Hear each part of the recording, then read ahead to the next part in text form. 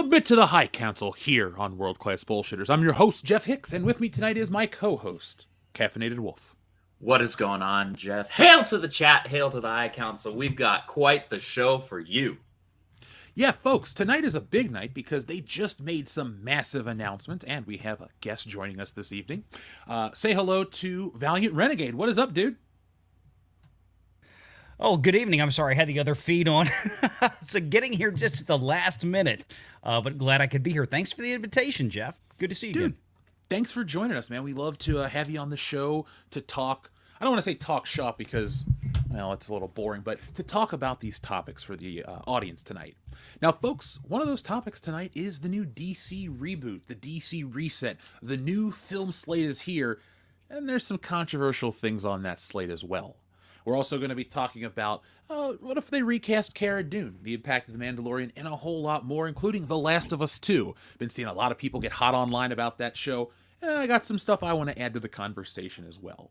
But before we get started, let's say hail to the chat. We have Doxy Mama, what is up? We have Miss Ninja Julian, Adama, Shrebbles08, Adam Wofford, Clone Geek, and a whole lot more. Folks, if I said hail to everybody, that'd be the entire show. But we'll save that for Good Morning Pop Culture. So, guys, it's another week of the High Council.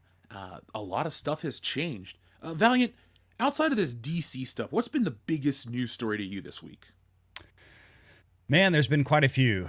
Obviously, there's a lot going on with the Walt Disney Company, as there always seems to be nowadays. We've got the Walt Disney Company earnings report, which is going to be a fireworks show. I think that and the annual stockholder meeting about a month later. But next week, Wednesday, February 8th, 3:30 p.m. U.S. Central Standard Time is going to be a banger. Bob Iger returns as CEO. That'll be his first one. We expect Bob Chapek to get soundly thrown under the bus during that call. And as just a precursor to the huge fight that they are looking at for the annual stockholder meeting with Trian Management Group's Nelson Peltz. That's going to be it's going to be a show, folks. We'll be covering them live on Valiant Renegade for sure with all the financial and business breakdown side of things. Apart from that, I actually just finished cutting a video on one of your topics tonight, The Last of Us, which will be out tomorrow. Great numbers on that show so far for HBO and for David Zaslav. And here comes Captain Jerk with 4,000 subscribers in his first month on YouTube. I mean, Captain Jerkwad, ho! Welcome in WDWPro, and congratulations on all the new success. Well, thank you so much. It's I don't know if it's fully earned, but I'm definitely taking it as a responsibility to do well. Too much humility. It is definitely and fully earned, folks. There's no doubt about that. Oh, I agree. Well, we'll 100%. see if it continues. That's sort of the barometer, isn't it? How YouTube long until he giveth, screws up? And YouTube taketh away. Trust me on that one. Oh, How's everybody doing tonight? Doing well. How are you? Oh, doing great. This caffeinated fellow up in the top right, I haven't seen him in a long, long time. It has been a hot minute. In fact, it might be a hot, 5 minutes since I last saw you. That's right. Now, folks, make sure you're subscribed to everyone's channel because the four of us put out content all the time, and that's how we continue to all grow. We check out each other's stuff. So, Valiant, I just want to tell you guys, I was checking out the stream the other night, your celebration stream, where Kermit the Frog and a couple other people showed up. I just got to say, man, that was some of the most entertaining YouTube I've experienced in a while. So congratulations, Valiant, on all your success. But that was a hell of a show you guys put on the other night. Well, we try. I mean, we do our thing. We go out there, and sometimes Kyle shows up and screws the whole show up, and we just have to get through it. Shut up, fat ass. Okay, you know what, Butters? I don't want to hear this again. We do this every Sunday night. I don't want to hear any more from you. Shut up! That was actually Kyle. I was just sitting in the background. I wasn't going to say anything. Okay, well, fine. Either one of you can just go to hell. That was Kenny. He said he's already been there. It's not all that great. Your family's poor, Kenny! Your family's poor! Poor piece of crap. Oh my god, folks, if you love this kind of content, hit that thumbs up button, but make sure you're subscribed to WDWPro, Valiant Renegade, Caffeinated Wolf, or as he's called here, Caffeinated Cape Shit. Look, I knew this was going to be a fun night, but I didn't realize we were going to start off with that. So now I'm really amped up. You got to show up with a bang, man. Come on. Exactly. Right. Look, Star Wars starts out with a bang, ends with a bang. That's what we're going to do tonight, folks. So if you thought the show started great, wait till you see how it finishes. Well, let's not go with Star Wars. I think that more ended with a fart, but we'll, Fair enough. I was just going by that first movie. You know, you start out, the Star Destroyer flies over your head, and then it really blows wet up. fart at that. A nasty one. By the end, yes. Not their best piece of content there. No. It's been decades, but Once upon a time in a galaxy far, far away. I have cows in a pasture that produce better content at 9 a.m. Well, at least you can freaking grow a pasture with those. With that shit, you can actually produce something, whereas, Disney's just producing shit. Yeah. We know the good news is with content like Willow, we can really expect a banger of a next Star Wars movie when they finally bring it out. God.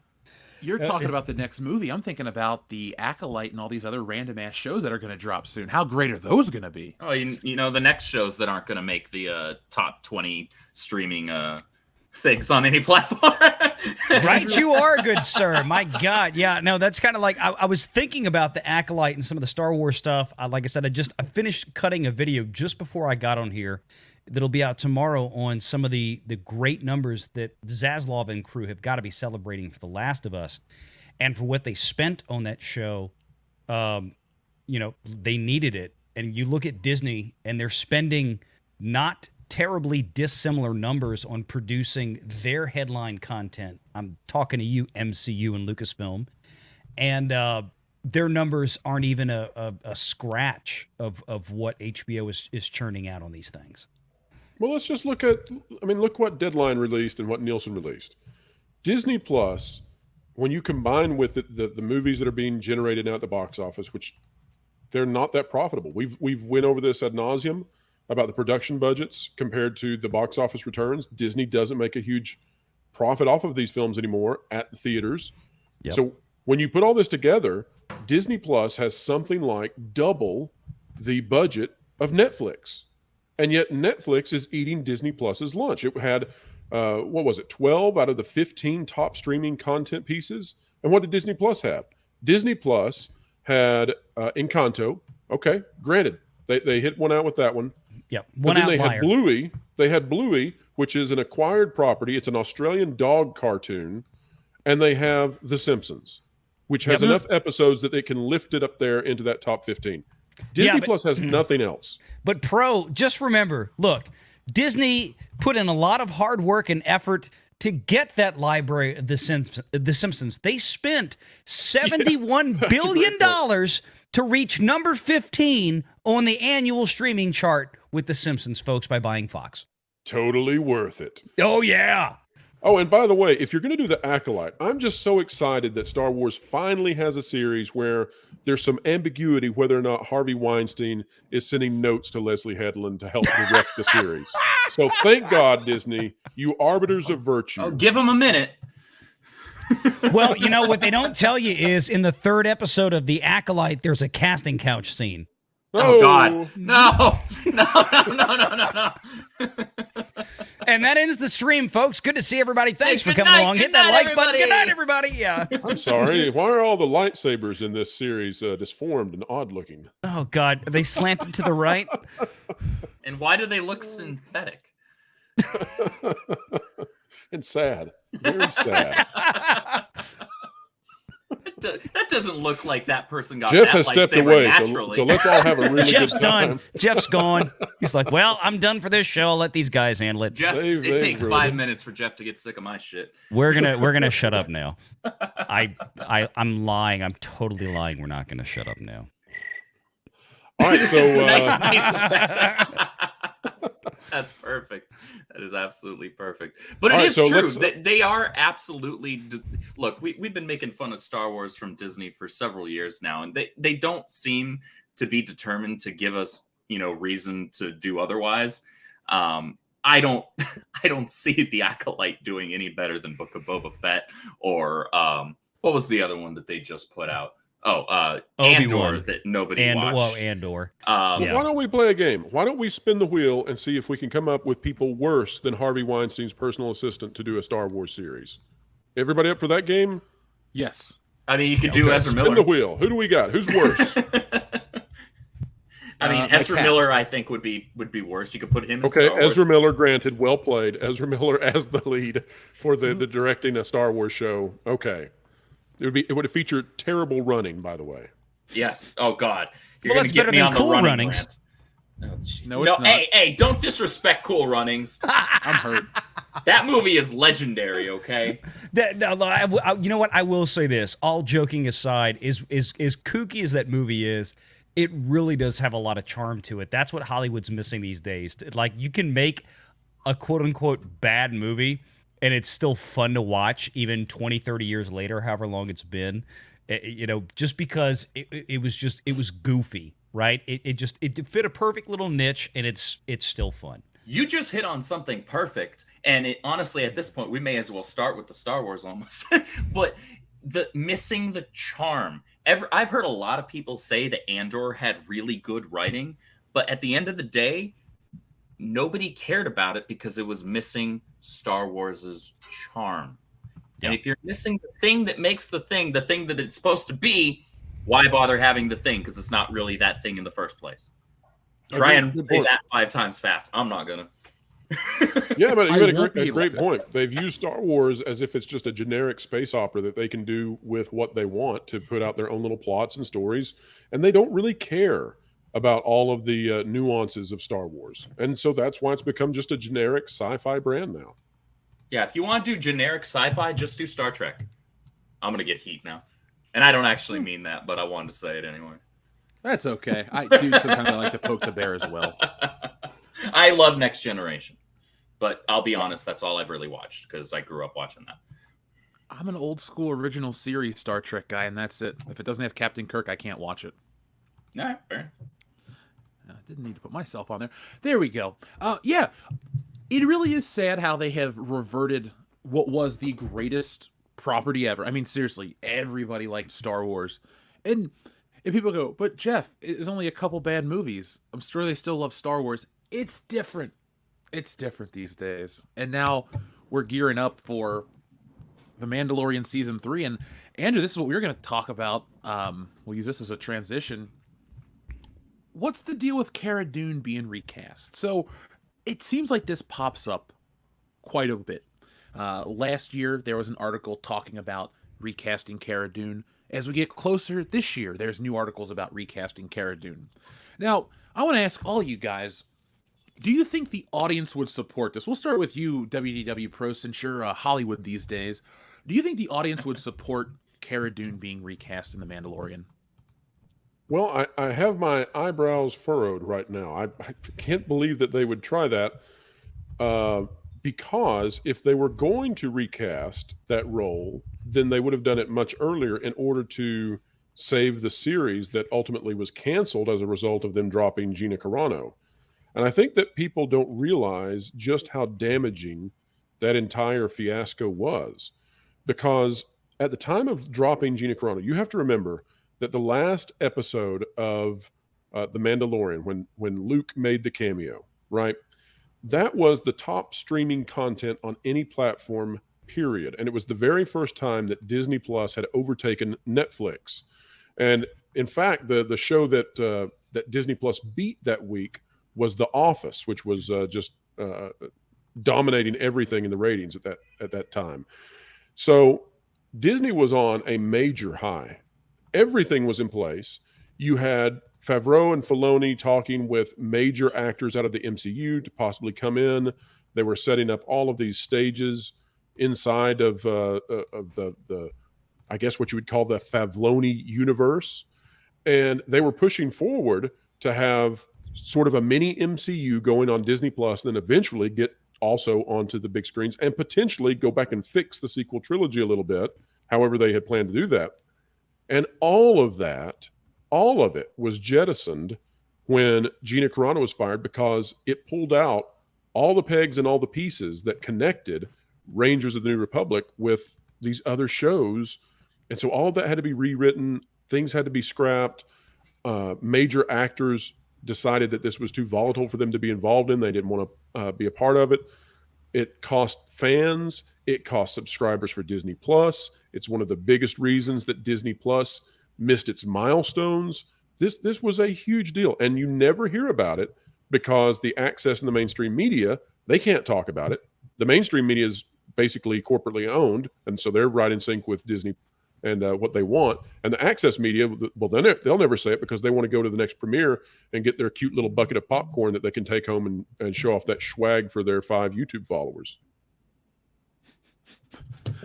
Dude, that's the perfect way to put it. And I presented this a specific way, and I'll save that for the end, actually. Great points. Valiant Renegade, anything you'd like to add to that? Do you think the audience would support a recasting if that was the case? Well, not to try to overstep the eloquence of WDWPro, but let me offer my thoughts on whether this recasting will go well. No. Short, sweet, and to the point. He's beat me again. You know, his wife describes him that way. Yeah. Pretty much. Hot, steamy, and done in 2 minutes. Here we go. Hey, you can, as long as you've got decent running for him, you could be a better Flash than Ezra Miller. Fastest man alive, huh? Yeah, well, at least I don't beat her when I'm done. Oh, shit! There it is. Oh, my God.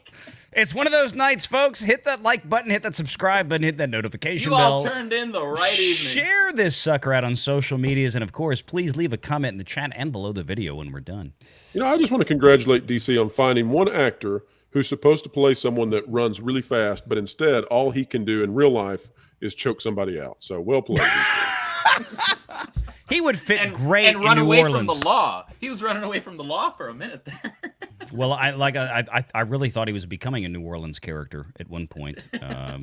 So, as far as my thoughts on the recasting for Cara Dune, it's going to be hard to follow up Valiant's eloquence there, even after WDWPro's. No, there's just no way. People literally left Disney Plus. They unsubscribed because Disney fired Gina. That would do the exact opposite of bringing people back or making people more interested. It would actually just piss them off more. Because, look, nobody who is honest liked the character of Cara Dune because the character of Cara Dune was an amazing character. The character was fine, and Gina Carano is a serviceable actress, but they liked the character because Gina Carano is a charming, infectious person, just as a human being. And so they wanted to support her. And the character of Cara Dune, insofar as like the character's backstory and such, was interesting enough that when paired with the fact that she was played by, you know, such a just outlandishly positive and sweet person, they were on board with it, right? We can be honest about this. So when you get rid of Gina, you're getting rid of the goodwill that you would build with what little goodwill. Look, it took you a while. It took you 3 films to figure out how to build some goodwill with the Star Wars fans. You just need to put out something that was at least halfway decent, a little fun, had some campiness here and there, and have some characters we could get on board with, even if they weren't like the next Luke Skywalker, right? Disney managed to get rid of a strong woman, and in her place, they put Leslie Headland, the personal assistant to Harvey Weinstein, the woman who had to have known what was going on to all the other women. So goodbye, Gina. You're unacceptable because you have actual opinions and because you're really strong in real life. And hello to wormly little people who allowed or permitted or knew about stuff that should not have happened. That's who Disney will be happy to hop in bed with. Yeah, you know, and 2 points on that, Pro. That was the first foray in what became, in my opinion, a general malaise for Disney Plus. It wasn't. I mean, firing or not renewing Gina Carano's contract as they did from a legal standpoint, just sent the fans a message of well, there's no free speech allowed here. We know the way they didn't renew that contract was a heck of a way to do it. Yeah, remember the statement they put out? Yeah, and not even from, if memory serves, not even from like an official Lucasfilm. That wasn't an official Lucasfilm statement. Yeah, it was like an article. Yeah, no, it was some penny nondescript source, anonymous source from Lucasfilm that Lucasfilm then tacitly admitted was real by virtue of not addressing it, right? So they put it out there in the most, frankly, and pardon my French, chicken shit way imaginable. It was the biggest pansy-ass maneuver I've ever seen in my life. And everything from Disney Plus from that point forward, not because of that, but I think just as an ironic hilarity, everything has been so mediocre coming out of Disney Plus. They have put forth hundreds of millions, billions of dollars building Disney Plus. They are now officially $11 million in the aggregate in the whole. Or, 11 billion with a B. Billion in the whole. From the time they started to the time that we are now. There is, at this point, as of the next earnings call on February 8th, the Wall Street analysts are predicting another $1 billion loss to follow the $1.5 billion loss of last quarter. So this is where they are. They spend a lot of money acquiring, quote-unquote, acquiring content from other Disney studios, but also producing their own original content that is met with audience mediocrity, tepid receptions. Just look at the numbers. You said the Nielsen charts earlier. There's nothing on there in terms of original programming for Disney. Nothing of any note. You've got stuff that hits on Netflix that has, absolutely no IP weight behind it, right? You've got the random Ryan Reynolds movies that come out, like The Adam Project, that blows out whatever shows up on Disney Plus the same month from Star Wars or Marvel. That's where we are. Bluey on Disney Plus, an acquired property, as Pro mentioned earlier. Disney didn't make it, but that's the only thing that Disney has consistently without fail week to week on the Nielsen streaming charts. Let's not forget, too, again, Disney double the budget of Netflix. They're spending twice as much trying to build their streaming service. Mm-hmm. And yet Netflix has such high levels of success that they have shows like Wednesday, which have spillover effects, where you will see second shows and third shows that had no budget whatsoever, that have no media attention whatsoever, suddenly out there destroying Disney's marquee headliner stuff because people went and watched Wednesday. And then once Wednesday was over, they looked for something else to watch just because they're there. You see the same kind of stuff with all of the Yellowstone spinoffs. Yep. And Disney just doesn't have that. People show up to watch whatever, right? They put their kids to be babysat by Encanto. They put their kids to be babysat by Moana. And that's another thing to look out for, too. If you go down and you actually look at Disney's top content, it's all geared for girls now. Yep. It's all geared for girls. They have lost. Because that's what Disney's always been good at. Yeah. Sure, but that's why they fooled with Marvel. That's why they fooled with Star Wars, was to get the boys to have Disney content. And what did they do? When they got it, they tried to reverse engineer the whole thing just so they could be greedy and get the girls into the same merchandise, and they drove the boys away. Well, and to be more specific, let's say what it is. They put a bunch of Hollywood white liberal women in charge of it. Yeah. To get the boys. Yeah. Well, guess it's also what? Surprise, surprise, that doesn't work. And guess what? For all the stuff that Pro was just talking about real quick, all the stuff that's doing well, this is the biggest difference. Look at the headline shows on Netflix. Look at the headline shows on Disney. What did Netflix spend to acquire much of the property that is their biggest success stories on their streaming service? Virtually nothing by comparatively, yeah, because it was something that was a newer IP. Marvel and Star Wars. Yeah. What did they spend to acquire Marvel and Star Wars? Billions. Billions. It's almost like and that's before they opened a single camera aperture to shoot anything new. Valiant, it's like they have freaking half-retarded monkeys as financial officers at their company, because it's like they have no concept of ROI or cost of goods sold. Half-retarded monkeys might actually do a better job than Christine McCarthy. You know what? That She's is more like a entirely vampire. possible. Chimpanzees are incredibly smart. That is true, and they can learn. Somebody get some of those in there. Shit, because they spent, just as you said, billions acquiring Star Wars and Marvel. And while, yes, they have made a lot of money off of the Marvel movies, that is quickly diminishing, for one. And then in Star Wars, they haven't even made their money back. Well, and Disney right now, I'm sure, is they have a lot of concerns. They will never come out and say it, and Pro knows this. Much more so. I mean, company. They're going to say it when they fire some people here shortly.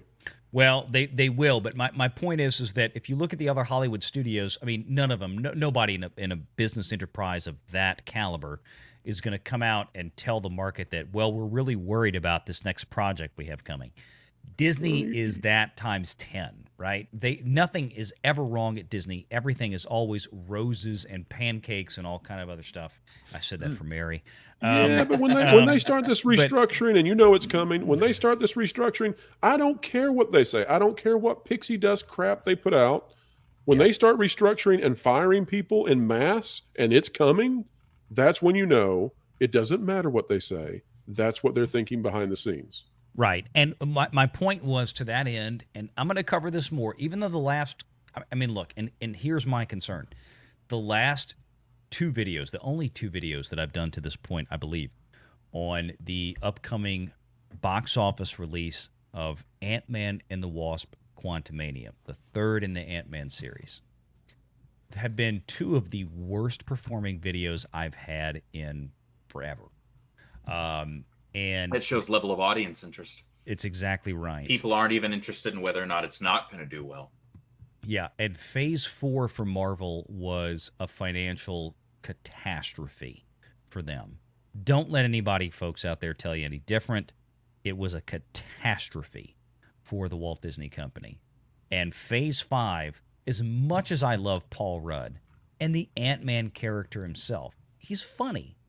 The movies have never been big bangers for the MCU. Yeah. They have performed admirably. He can't carry the MCU on his back. No, he can't. They performed admirably for their prior budgets. We don't know what the budget for this new film is yet, and that's what I lament and talk about in the two videos that I did recently on it in the last few weeks. But, man, Disney had better hope for...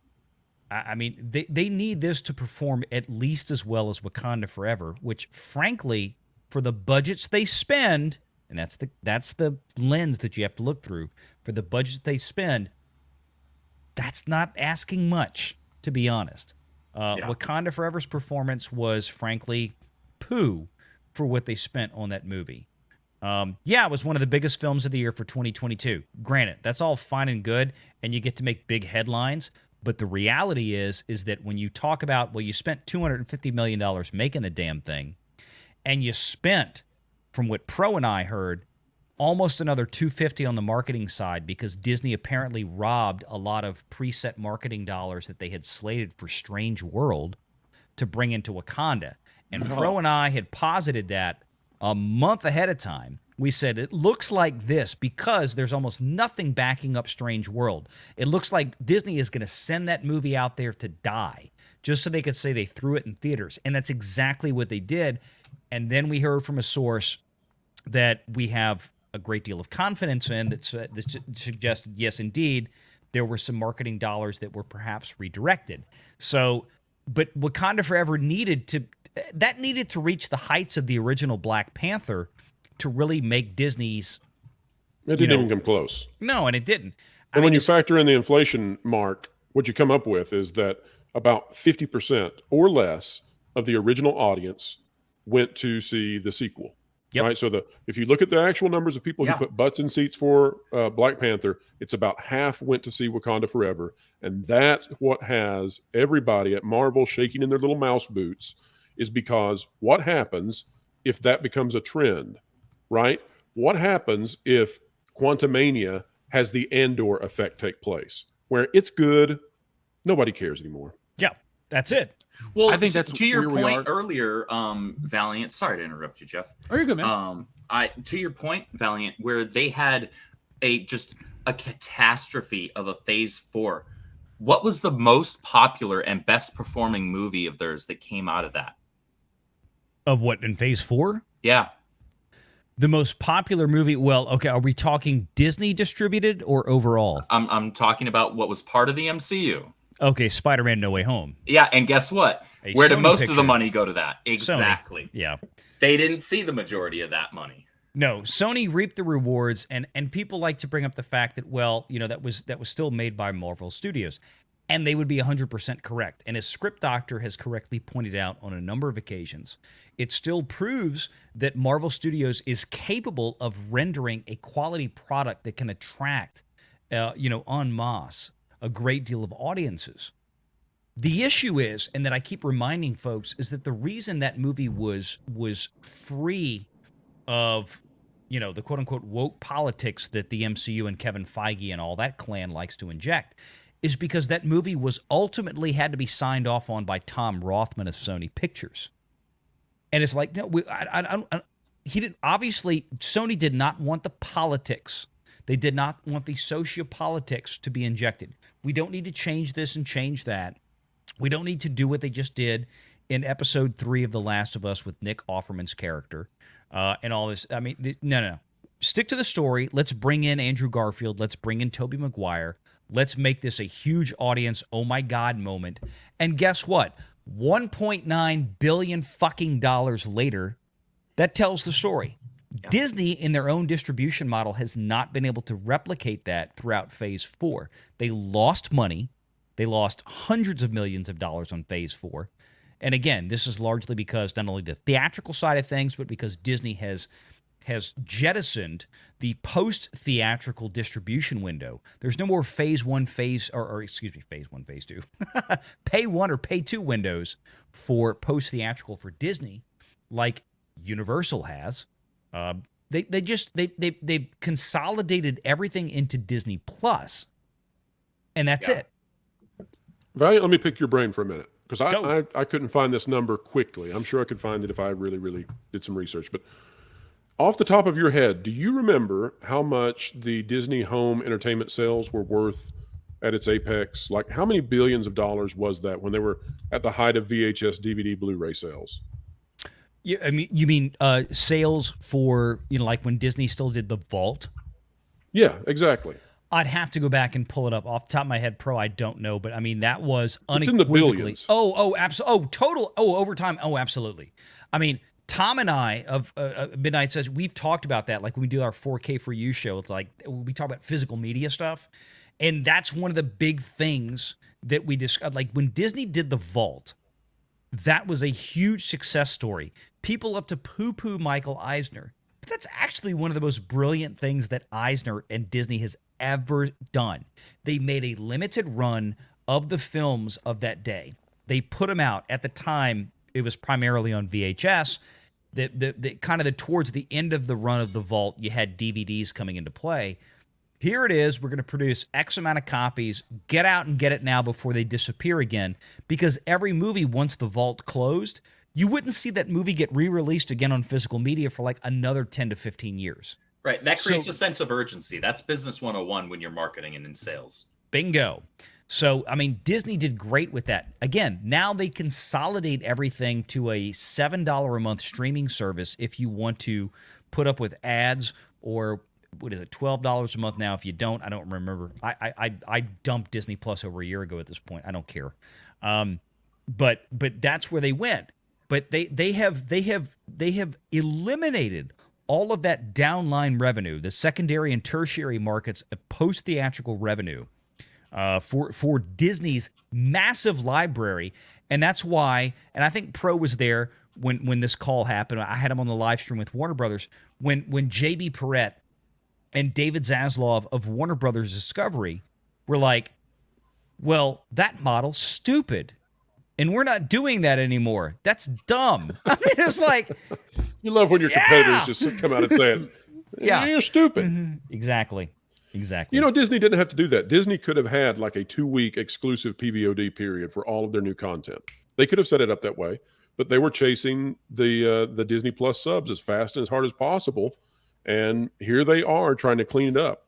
It's a lot like the situation they find themselves now with Splash Mountain, where they quickly, they wanted those Disney Plus subs and they were afraid of losing them. So in the height of all the tensions in the domestic situations of 2020, they put out blue sky material saying, oh yeah, we're getting rid of Splash Mountain. We're going to place it with Tiana. That was all part of them trying to placate and prevent a backlash and a boycott for Disney Plus from certain demographics. Come down, 2-3 years later when they finally get their plans put out there, and you find out, oh, it's because they had no idea what to do with this, and because Tiana lives in an area that doesn't have any hilly areas even, they're stuck turning Splash Mountain now into a salt dome where she runs a socialist commune where all of her workers who use their pickaxes on the salt, they receive business training. That's all part of the little backstory now because they had no idea what they're doing. It's the same thing with streaming. They just here, let's burn down our multi-billion-dollar industry and give it all away, essentially for free. We'll get subs. And then years later, oh, what do we do now? We've burned our billion-dollar industry down, and we've given away Disney Plus Hotstar to people in India for 7 cents, and we have no money. Mm-hmm. Yep. That's how the Giants fall. And I'm not really too sad to see it go.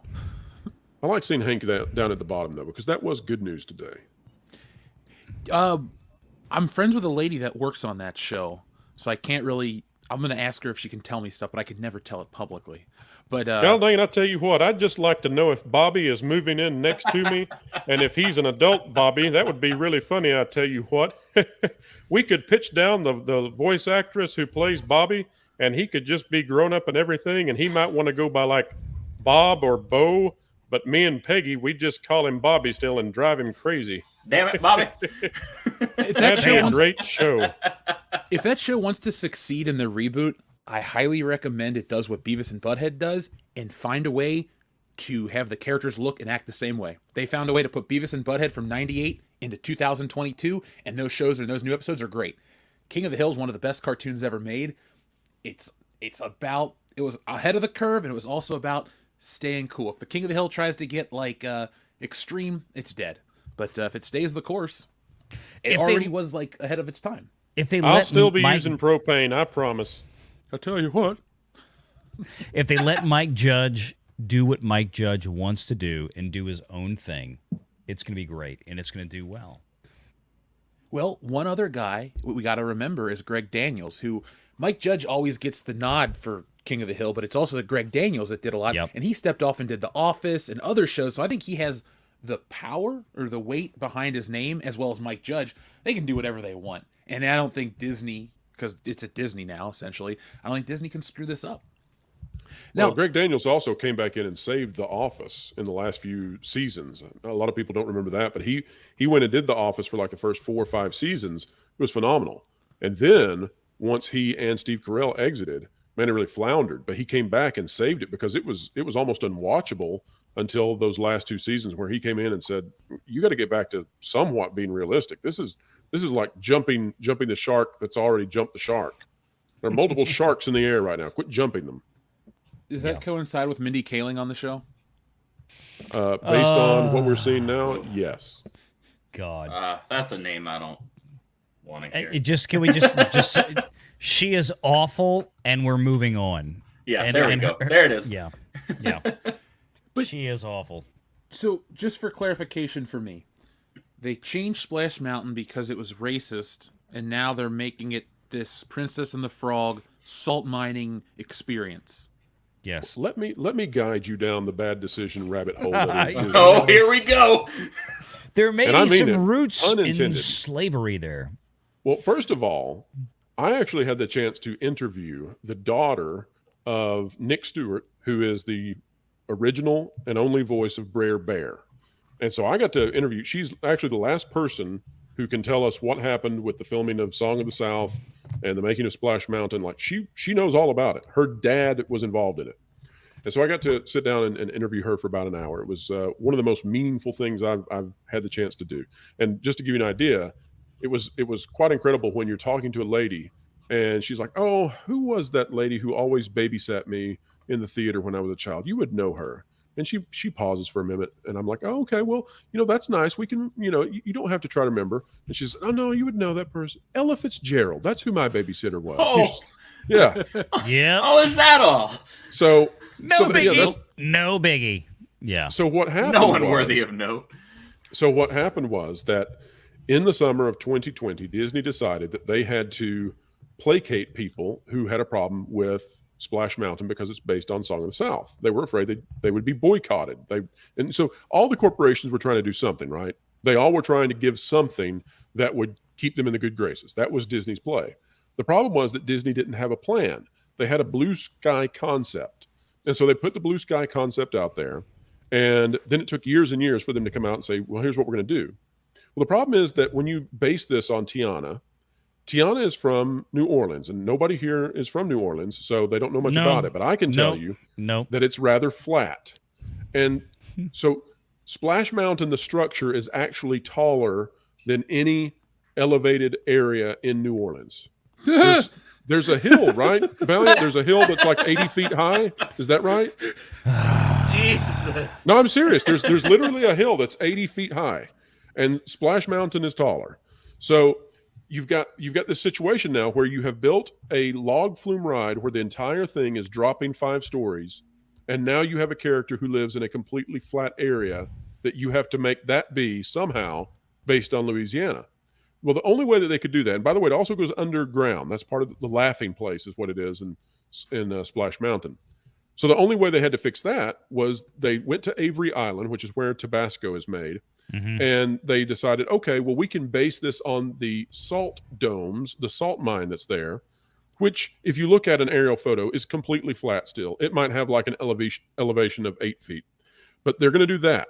Okay, well, here's a problem. Tiana doesn't own a salt mine, and Tiana she has no story with that. Okay, well, in that case, let's not make it be about the movie.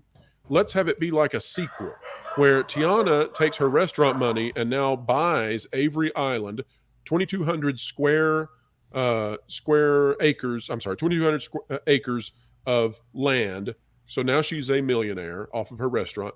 And she's not just a millionaire who used this to buy all this land. She now also owns the Salt Dome where actual historical slaves worked and where we have historical moments in time where a Mr. McKinley, I think I got his name, McKinley, he actually documented all of the spiritual hymns that African Americans were singing in the post-slavery Reconstruction era.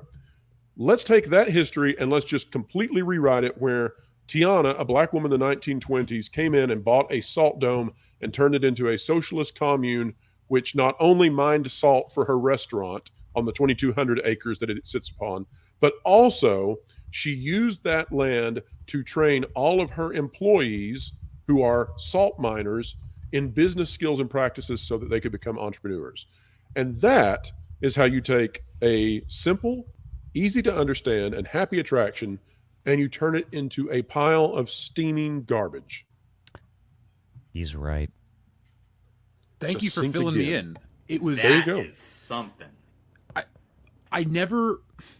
I don't ever get offended or really care about racially insensitive entertainment because I find it to be funny when it's a mistake. But how did Disney not see this shit? Like, sometimes people make mistakes, I chuckle. But this is like, what is going on here? So because they have these groups come in. These are the same type of groups that, we here in New Orleans, we understand how they work, how they operate, because they're all clinically insane idiots. Mm-hmm. And what they do is that, like, things like in New Orleans, the Robert E. Lee statue at Lee Circle, or the PGT or Beauregard monument at the front of City Park leading into the New Orleans Museum of Art. And some of these other, there were about 4 different statues and memorials in New Orleans. They were all ripped down, like in the dead of night. And I'm not kidding when I say in the dead of night, by members of the New Orleans Police Department and the New Orleans Fire Department, because after having been there for 100 some odd years and nobody giving a shit that they were there. In fact, Lee Circle in New Orleans, as in Robert E. Lee Circle, where St. Charles Avenue connects from uptown to downtown around a giant pedestal that's like, 50 feet tall with the statue of Robert E. Lee on top. That was one of the most African-American populated areas of the city every Mardi Gras day that you can imagine. Nobody cared it was there. Then all of a sudden, these political groups showed up overnight and stirred the pot that all this was, terrible and racist and awful and it had to go. And then all of a sudden there was a movement in the city by a small, very small, yet incredibly vocal and well-funded monetarily minority to ditch all of these monuments. The same thing is going on here at Disney and all these other type of places. This is what's happening in Hollywood. This is what's happening at Disney theme parks. It's the same crap. It's the same thing. It's AstroTurf. It's fake. It's garbage. It's nonsense. There was nothing wrong with Splash Mountain. Lorena Creel has talked about this at length. A black YouTuber that covers Disney parks that has a lot of history tracing her family roots back to those days. That she has family from Louisiana as well. She has talked about this. This is, what was at Splash Mountain, the whole, Song of the South. That's actually based in OG African folklore. That's real history there. Tiana and Princess and the Frog, for as much as I really enjoyed the movie and the character because it was New Orleans, I'm sorry, I'm jaded. It also has some of my favorite music in any Disney animated film. It does. Keith David. And that little how do you go Firefly. wrong with this? But here's the thing. That's just Disney made up bullshit. It's fairy tale. It's not real. Song of the South was real. Song of the South had roots in actual African American folklore. This doesn't. But Disney has been convinced Here's the other because thing, too. you get these guys showing up like, you have to change this because racism. It's just dumb. So Carmen Smith is the head of this project. She's really the head of DEI at Walt Disney Imagineering, which you wouldn't think is a place that would need that, but she's the head of it. She has never had a single project be successful. And to give you an idea of how bad she is, she went into Epcot, into the American Adventure Pavilion. And in that rotunda, which, tons of money was spent on that thing. They brought in actual authentic Georgian red clay bricks to build the entire structure. It's insane how much they spent on it in the 80s. But she went into that, and it had real historical paintings, artifacts, all kinds of things that you were supposed to walk around and look at before the show started. And these were high-level museum caliber artifacts. She got rid of them, and she put up cartoon posters about jazz that were cheaply done and loosely tied into the movie Soul. And people lost their minds. They're still there. They didn't replace them with the authentic paintings. They're still crappy, cheap cartoon posters still up in that thing. So she's highly unsuccessful. She's over this. I have zero belief that she can actually turn around, her trend of never doing anything well. The other thing, to add to what Valiant was saying about these groups coming in, I have to say, so I'm not from South Carolina, but I was vacationing in Charleston, South Carolina during some of those situations. And I remember distinctly being around one of the squares where there was this huge statue. And all of a sudden, people from every angle, from every direction, were running at the statue all of a sudden. And I was like, what in the world is going on? And they were, I'm talking about hundreds of people suddenly trying to climb this 5-story statue, trying to topple it. And then you had police helicopters flying overhead and police suddenly, rushing the place. And I had to take shelter inside a hotel because of how insane everything became all at once, just trying to vacation. That was also the time that when I was down in Charleston, South Carolina, that half the buildings were boarded up, and they had signs on the doors asking people to please not break their windows. So it was a lovely time in the United States. It's a summer of love, man. Oh yeah, Mostly peaceful. I felt the love. Mostly peaceful fires. That's how that works, right? It was a mostly gentle nuclear blast. I wasn't burned. It was just a light burn. You just didn't feel it because you died so quick. You got better, though, apparently, because you're here. 'Tis but a flesh wound. I'll bite your bloody legs off. Look, you stupid bastard! You've got no arms left. I need to get a button of him just jumping around. I'll have it for next week. I actually have a T-shirt. Ooh. I wish I could still fit into my "Nobody Expects the Spanish Inquisition" T-shirt, but my wife has it now. So, Dude, that is one of my favorite Monty Python bits. can't be beat. Oh, I think the only one I like more is the dead parrot. Oh well, you know what? Dead Parrot is always great. You can't. I don't even get me. I can recite that from start to finish, just like Blazing Saddles. I'm gonna shut up now. No, wait, that was Dumb and Dumber. That was the parrot was on Dumb and Dumber. That's the dead parrot. No, that was Petey. That was Petey. Yeah, that Pretty was, bird. Yeah. They sold it to No Billy head. and 4C, the blind kid. Dude, Dumb and Dumber's great. I don't think Jim Carrey's been funnier, but whatever. That's a topic for another day. I do love how Disney likes to get embroiled in race talk. But Disney tries to get so embroiled in their political angle of their entertainment that they create so many paradoxes for themselves or just problems. And I love it. As somebody who's been on the periphery of the damage they've caused to entertainment, I never have anything but schadenfreude when I hear $1 billion loss. This didn't work. It's not like they are a good-hearted company that does all of this wonderful stuff and takes good care of its employees and people that work at its theme parks. It's like it really sucks to work at Disney. Go watch the videos, interview people, talk to them. My friend worked at Disney. He didn't have great things to say. And this is years ago before we ever had a channel.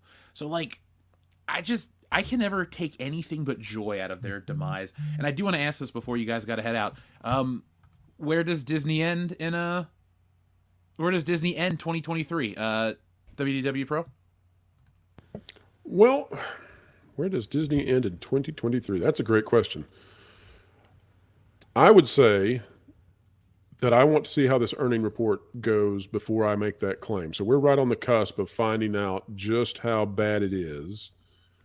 But what we can say is that there are a lot of people out there, and this blows my mind, that people are still investing in Disney and going, oh, it's going to go way up. And by the way, I'm not giving financial advice. But it's just so odd to me that here's a company that just did everything in its power to block an investor from their board who has a proven track record. I'm not into all the politics of it. I'm not into all of the crazies who get out there and say, oh, he wants to transform Disney, or oh, he's an activist investor. I don't care. He's like his group was rated the second best of all the funds out there, beating the S&P 500 just 2 years ago before you guys decided you hate him because he wants to work at Disney now and help make the company better. So they've done everything they can to block him. They've replaced their chairperson of the board. They have replaced their CEO. Their CFO was the one who did it with the backing of these huge institutional investors.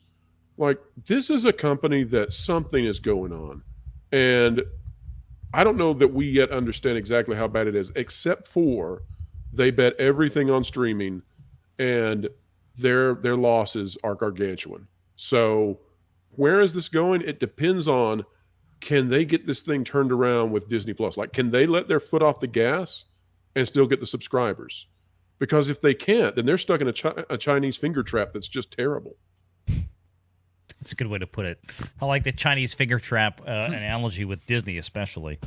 Yeah. Shit. Just think how huge it would have to be for those Mickey gloves. Damn big. Renegade, same question to you, man. Where do you see Disney end 2023? Well, I'm going to go with Disney fiscal 2023, which will be September 30th of this year. So I want to stipulate calendar versus fiscal because that's how Disney's fiscal calendar works. So that being said, look, agree with everything Pro just said. Here's the deal. as pros, said that, are they going to still keep spending the money to go after the almighty subscriber? No. Wall Street has finally come around, apparently, in the last 6 months to what I have been bitching about for the last year and a half at least. I've been in the financial industry for 20 years, and I said a ways back, this excessive growth when we saw Netflix go over, what was it, $650, $700 a share, all based on the almighty subscriber growth. I said, this is folly. This is a fugazi. This is stupid. It cannot sustain at this level because there has to be a price to value ratio. You have to have the actual profitability metric built in to what they're doing. Well, Wall Street, lo and behold, amazingly, about 3 to 6 months ago, decided to, these streaming companies actually have to make money. Shit, who knew? So they're turning that corner. So what that means is what you're going to see is, just as we have already seen from around the block, like when David Zaslav came in, and this is one of the reasons why I loved guys like Zaslav. He didn't give a flying shit about how many subscribers that he had when he was running Discovery Plus before the Reverse Morris Trust merger and the spinoff from AT&T of Warner Media that he took over. I mean, he did, but he didn't. Like, that wasn't going to be the end-all, be-all for him. It was about, how much money can I make if I sink $5 million into making 20 episodes of Tim and Kathy fixing up a house for a season? Or for, Mountain Monsters, for 5 guys running around, 5 hillbillies running around hunting Bigfoot in the mountains of West Virginia. I mean, these are the kind of things David Zaslav was like, I don't have to spend a bunch of money to make people happy. People are entertained by simple, fun things, right? It's the Honey Boo Boo theory. Exactly. I mean, well, I don't want to throw Honey Boo Boo in there because that was like depravity at the highest It's not level. that bad. It's not that bad. Right. No. But I mean, like, just giving people simple stuff that doesn't cost a lot of money, that's just good, fun, wholesome entertainment, that most general audiences can wrap around and just watch and binge out and go, this is great. I would love to watch Forged on Fire on Netflix. It's a bunch of guys, it's a bunch of average Joes show up on a studio floor and they have to make knives and swords in a competition. It's fun and it's great stuff. This is the kind of stuff Zaslav understands. Disney hasn't figured this out yet. Disney thinks they still have to spend hundreds of millions of dollars to make a property to be a big success. This is why they overspend on stupid stuff, crap, like Lightyear, and the entirety of Phase 4 of Marvel, so on and so forth. That worm is turning. So at the end of 2023, I'm hoping that Iger is going to take this chance after he throws Chapek under the bus for every problem that Iger himself created, that he's going to start finding more economies of scale, finding more levels of efficiency at this point to dial this back. They cannot continue to spend $250 million to build a half-assed piece of shit Marvel film. And that's all they are now. The entirety of Phase 4, save for Spider-Man, were pieces of shit. Okay? Especially for what they spent. And I just, they have to dial it back. The animated films, Lightyear, Strange World, Turning Red. You can't spend $150 to $200 million making these things while Universal Studios is spending $85 million, less than half, almost 1/3 the cost in some cases, to make things like Minions: Rise of Gru and Puss in Boots. I mean, it's ridiculous. It's absolutely ridiculous. And good luck, by the way. Good luck on Indiana Jones 5. I can't wait. Oh, me neither. Me neither. That movie's going to come in over $300 million, calling it now. How come no one ever talks about The Force Awakens costing so much money? I know it made its $2 billion, but when we talk about most expensive movies, that one's over Force 300. Awakens. The Force Awakens is a $300 million movie. Dude, Jeff. The Rise of Palpatine. 500 plus. Oh, okay. I'm just going by what they publicly put out. The reshoots on that thing. The reshoots and the marketing. The smallest figure that ScriptDoctor told me that he had ever heard on that movie for The Rise of Skywalker, I call The Rise of Palpatine, was $515 million. That was the smallest figure he ever heard from his Hollywood people. Jeez. And remember that's the one that not made a dime the of least out marketing. the That three. was just production. For that price, you think they could have fixed the Last Jedi problems? Instead, they just brought in 1,000 Star Destroyers. For that amount of money, Pro, they could have bought the Mind Zapper from Men in Black and made everybody forget about the last fucking Jedi. For that amount of money, they could have remade. They could have remade the Last Jedi and then done a proper sequel. For that amount of money, they could have said, "You know what? Screw it. We'll go back."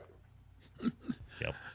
Now, guys, I want to thank you both for joining us. Folks, if you want more WDWPro and Valiant Renegade, you can find them over on their channels.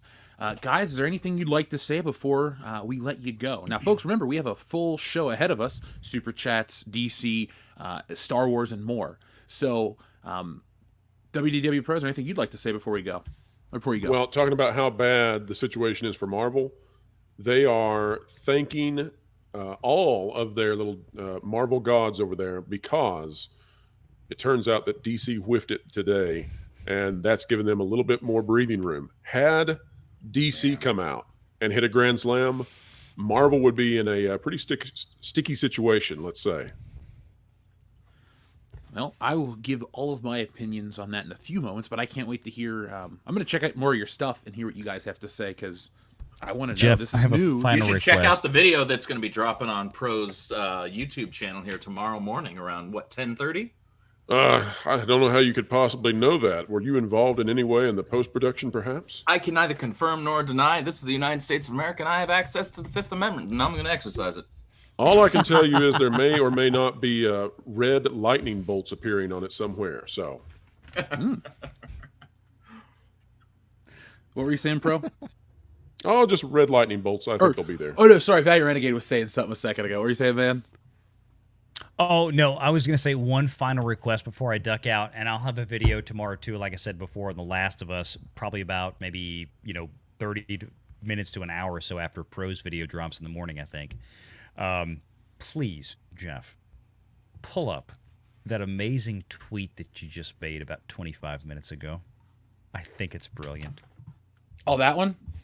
Oh, Yeah, no please. problem. Put I it on got to screen. see this. Oh, put it on, because I don't think anybody else is. I looked over on Twitter and I'm like, that's why I'm sorry. That's why I was laughing a minute ago. This is priceless. There we I go, love folks. this. Oh, God.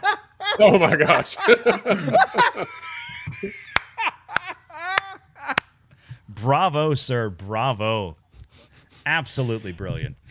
I love King of the Hill. I just, if it's going to die. No, I'm just joking. No, that would be I just don't, might I as well don't go think ahead we're and kill going to it, right? recast. I don't think we're going to recast Luann with that Velma girl. Oh. It works out. It's sad, but both Luann and Lucky's voice actors have passed away, so they should just write them out of the show as they've moved to Dallas and never talk about them again. Boom. That's all I'm God saying. bless Brittany Murphy. I miss Yeah, her. and don't let that Mindy Kaling play Connie either. It's she's done enough harm in this world. She doesn't need to do any more. She can leave Arlen alone. Oh my god, that would be the worst. That's how you kill my favorite thing, by adding Mindy Kaling. Ugh. Well, guys, I want to thank you both for joining us this evening. I'm sure we'll be talking to you guys again in the very near future. But folks, you want more of their content, go over to WDWPro's channel, Valiant Renegade's channel. Make sure you're watching all the streams and hit the notifications for those channels as well, because you don't want to miss when their content goes live. Guys, thank you for joining us tonight. It's been a blast. And like I said, can't wait to have you back on. Have fun. We will. Take care, guys. Good to see you. Later, gentlemen. So, Andrew, we're going to get into some cape shit in a minute, but Yes, we are. Let's check in with the chat. Yes, do me a favor, pick a number between 1 and 69, please. Ooh, let's hit a 51. A 51, where we got it right here.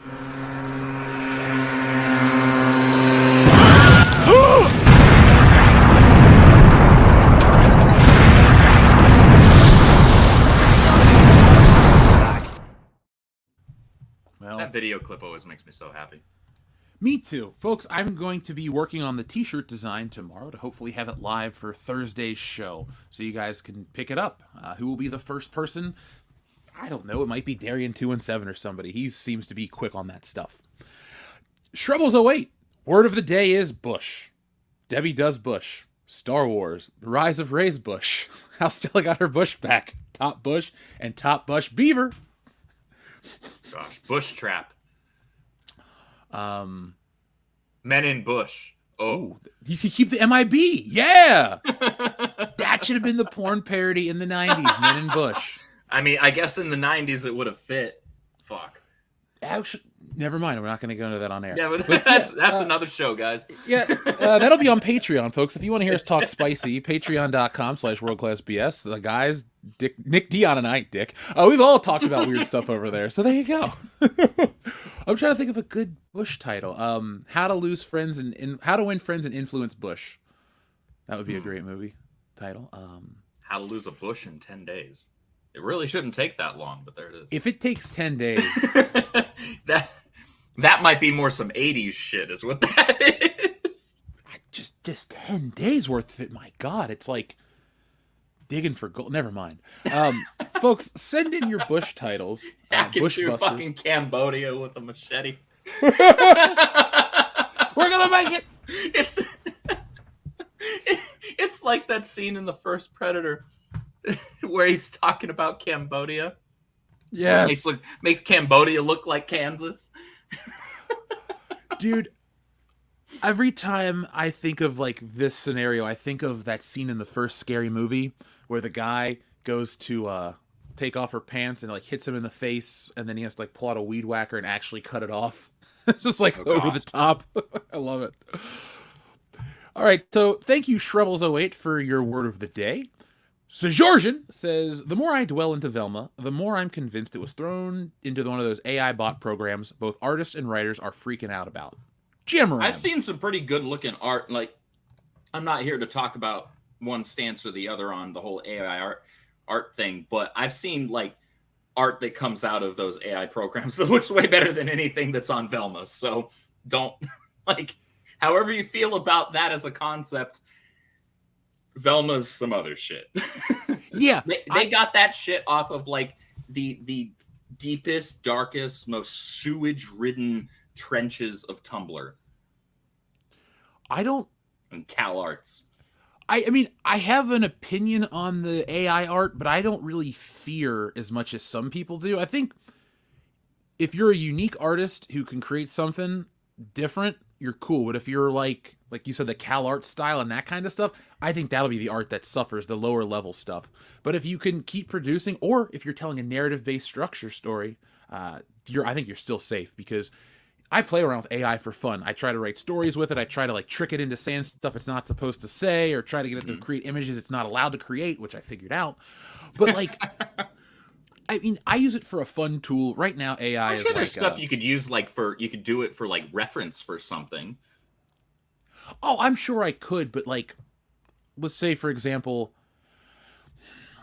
I don't one, for example, as an artist, it wouldn't get the perspective just perfect, right, unless you're going to sit and program like it needs to be from this angle and like this degree. And like, so there's so many different variables that I don't think you can control yet from what I've played around with. And so, yeah, you're going to get beautiful images and funny images and things to trick people. I can't see it doing sequential art, though. No.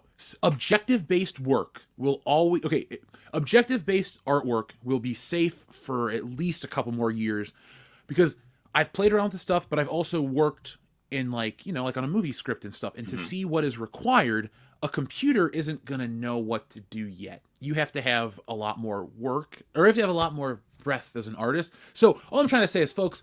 Yes, Skynet has taken over. Yes, Judgment Day is August 27th, 1997. All that stuff is happening, but your favorite artists are going to be okay. It's going to be fine. They're skilled enough they can beat the computer, just as some of the best chess players can beat the AI. So can your favorite artists. I'm beating the computer. We're safe. Yes, thank you. We're safe here. The computer can't replicate Tits and Art, but you can get yourself a copy over at titsandart.com right now. Look, folks, I mailed them out. That first edition, the one that everybody backed on Indiegogo, those are gone. You have a handful of books left. There are 4 boxes, and one's been cracked open into now, but we'll just call it 4 boxes of the Terminator cover, and then there's only a handful of the other cover. So limited supply. I'll use it as a marketing tactic, but everybody likes this book, so go get yourselves a copy. Miss Ninja Julian's been posting like crazy on Twitter. Get it while you can. Yeah, I mean this, folks. Once this is gone, it's gone. I like to do smaller numbers because it's easier for my life. So sorry, folks, but it is a rare collectible, and if you're like me, you like to collect things that not many people can get. Now, we owe our friend Sajorjan this. Boom. I will never understand how they thought some of those names and characters for the High Republic were a good idea. But then again, I didn't hire some liberal white woman to write Star Wars. I'm glad that we've realized who the real enemy of Star Wars is. The liberal white woman. Yeah, exactly. Like, this shit was not made for you to begin with. The people, the women who already enjoyed Star Wars were already here. People like Jesse, people like Mary. They already enjoyed Star Wars. They were already here, and they liked it just the way that it was. You didn't have to fuck with it.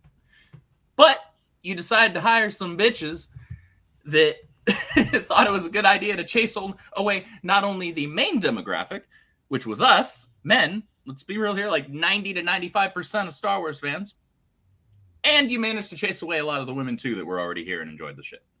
Good job. It was excellent. Real 5D chess you're playing there. Yeah, I'm really proud of you guys. That's for you. Thanks, Disney. Adama, thank you very much. Hail the High Council. I don't trust James Gunn with any DC characters. Didn't we learn anything from the last time we borrowed talent from Marvel?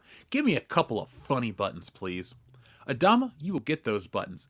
We will be talking about the James Gunn DC stuff very soon, as in that is our next topic. So, Adama, we're going to read a few more of these to make sure everyone in the audience has their voice heard, and then we're going to talk about your question specifically. But you sent in a very nice, generous super chat. Thank you. Let's give you a couple buttons. Let's give you a classic first.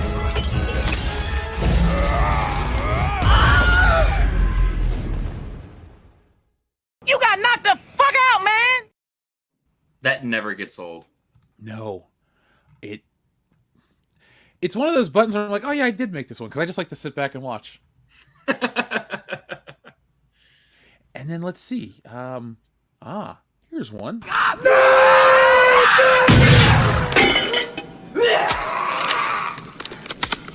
Yo, she bitch. Let's go. Boom. That one works too. I love it. And you know what? Since I can't stop playing this video game.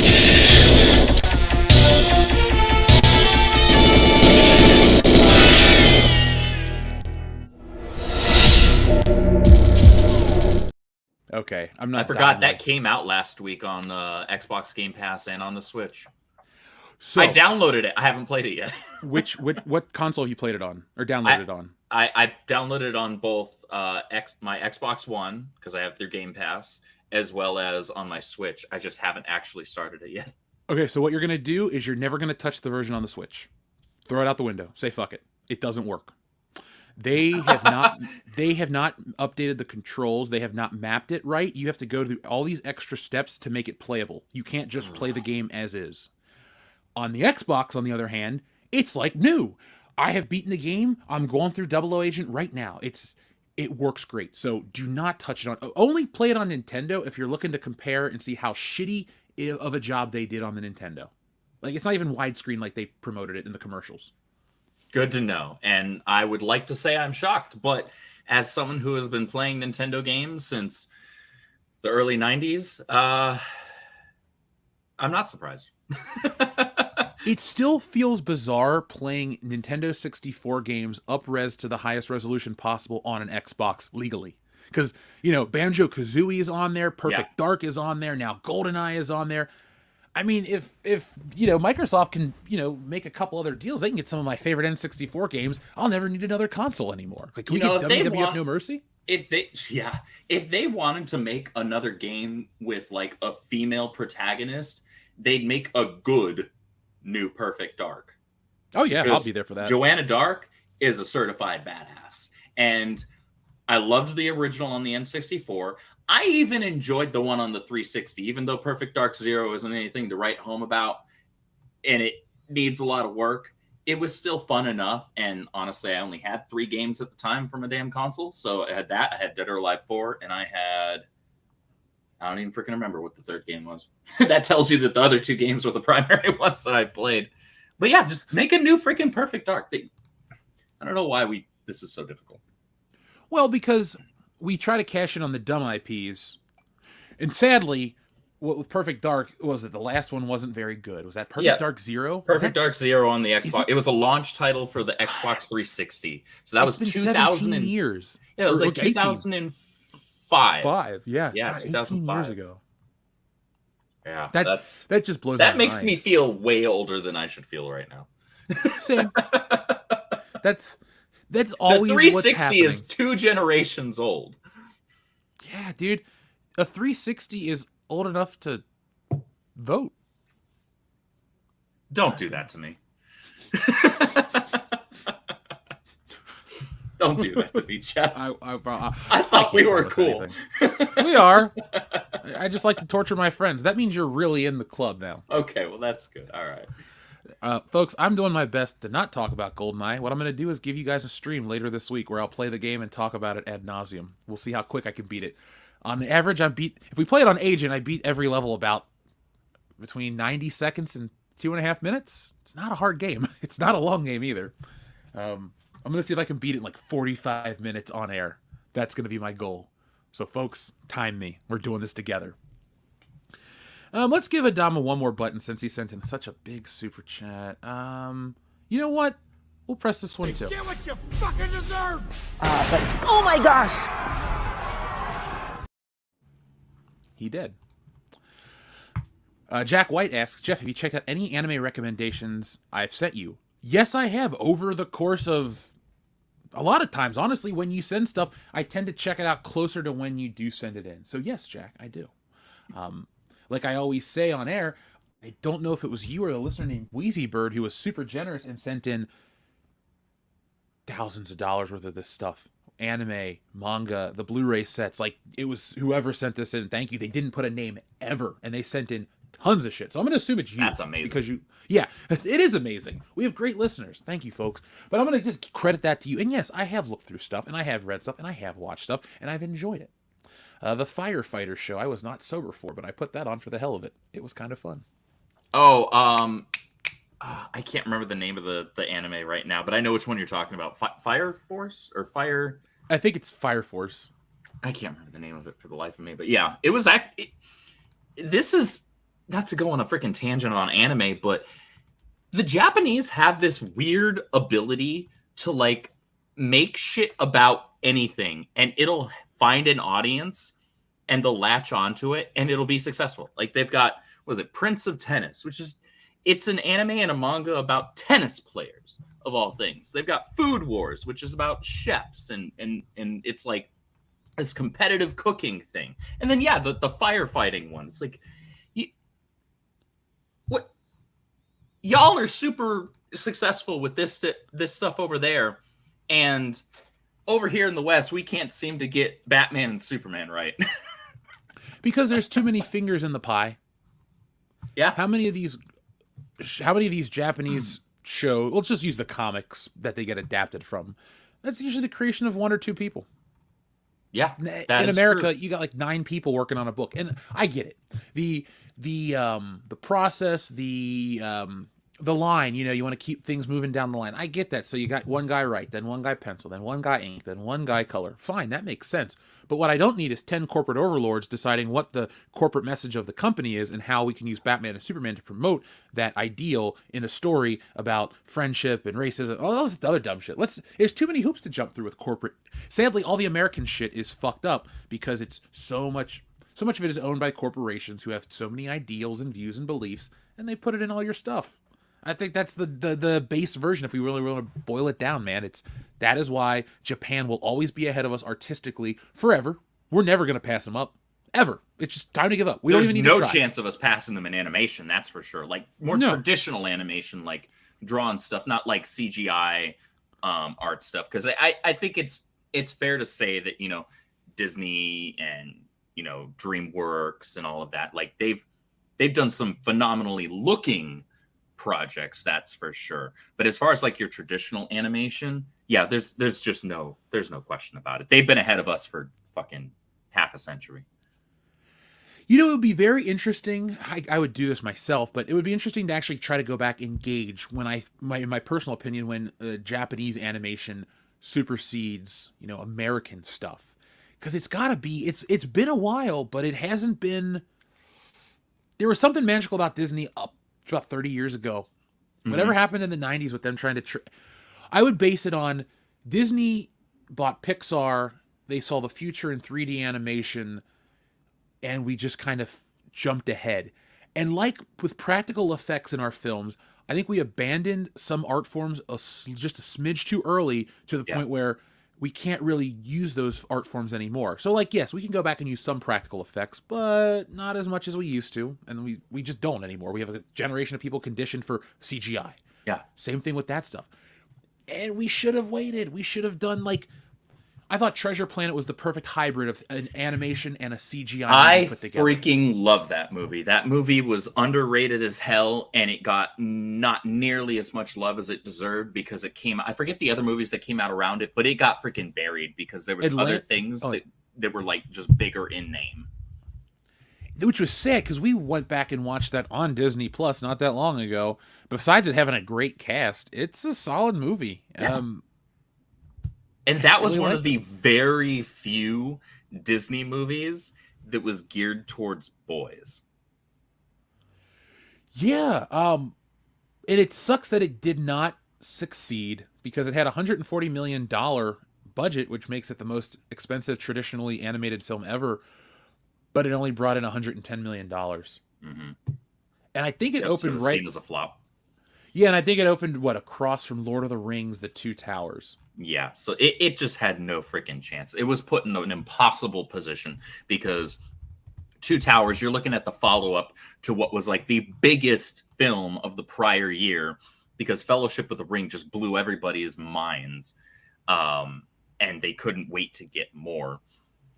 Yeah, and it's sad because if you look at something like Princess and the Frog, with Tiana, that I would say that movie is far better than any of the CGI shit that Disney's put out in recent years since.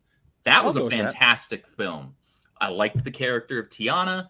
The music was top tier, man. Like it had that perfect New Orleans vibe to it, and you had Keith David. He was great as a voice actor, and like you can't go wrong with Keith David. You have to fuck up really royally to mess up with Keith David because Keith David is the freaking legend. Okay, he is. He's got one of those most iconic voices in media. Like you hear his voice, it's like, oh, that's freaking Keith David right there. It's like if you hear James Earl Jones, he's in the same conversation as far as I'm concerned because nobody else has a voice like him. You can't confuse it for anyone else. No, you can't. And I've met Keith David a couple times, and it's so weird hearing him talk in person because it's not even like I paid for autographs or anything. Like I've just interacted with him at shows because some of these shows will work if you're a vendor or if you spent enough money on tables and shit, you can just go into the back area. And so I've been at many shows where I'll talk to him or say, hey, what's up or whatever. Yeah, he's got it's really voices. I could never meet James Earl Jones, and I could never meet Morgan Freeman because anybody that has like those super powerful voices, I instantly think of their characters and I kind of freeze. I'm like, oh shit, this is the Arbiter from Halo talking to me. I'm talking to freaking Darth Vader right now, or I'm talking to God. In the case of Morgan Freeman, Bruce Almighty, the voice of the Lord. It's true though.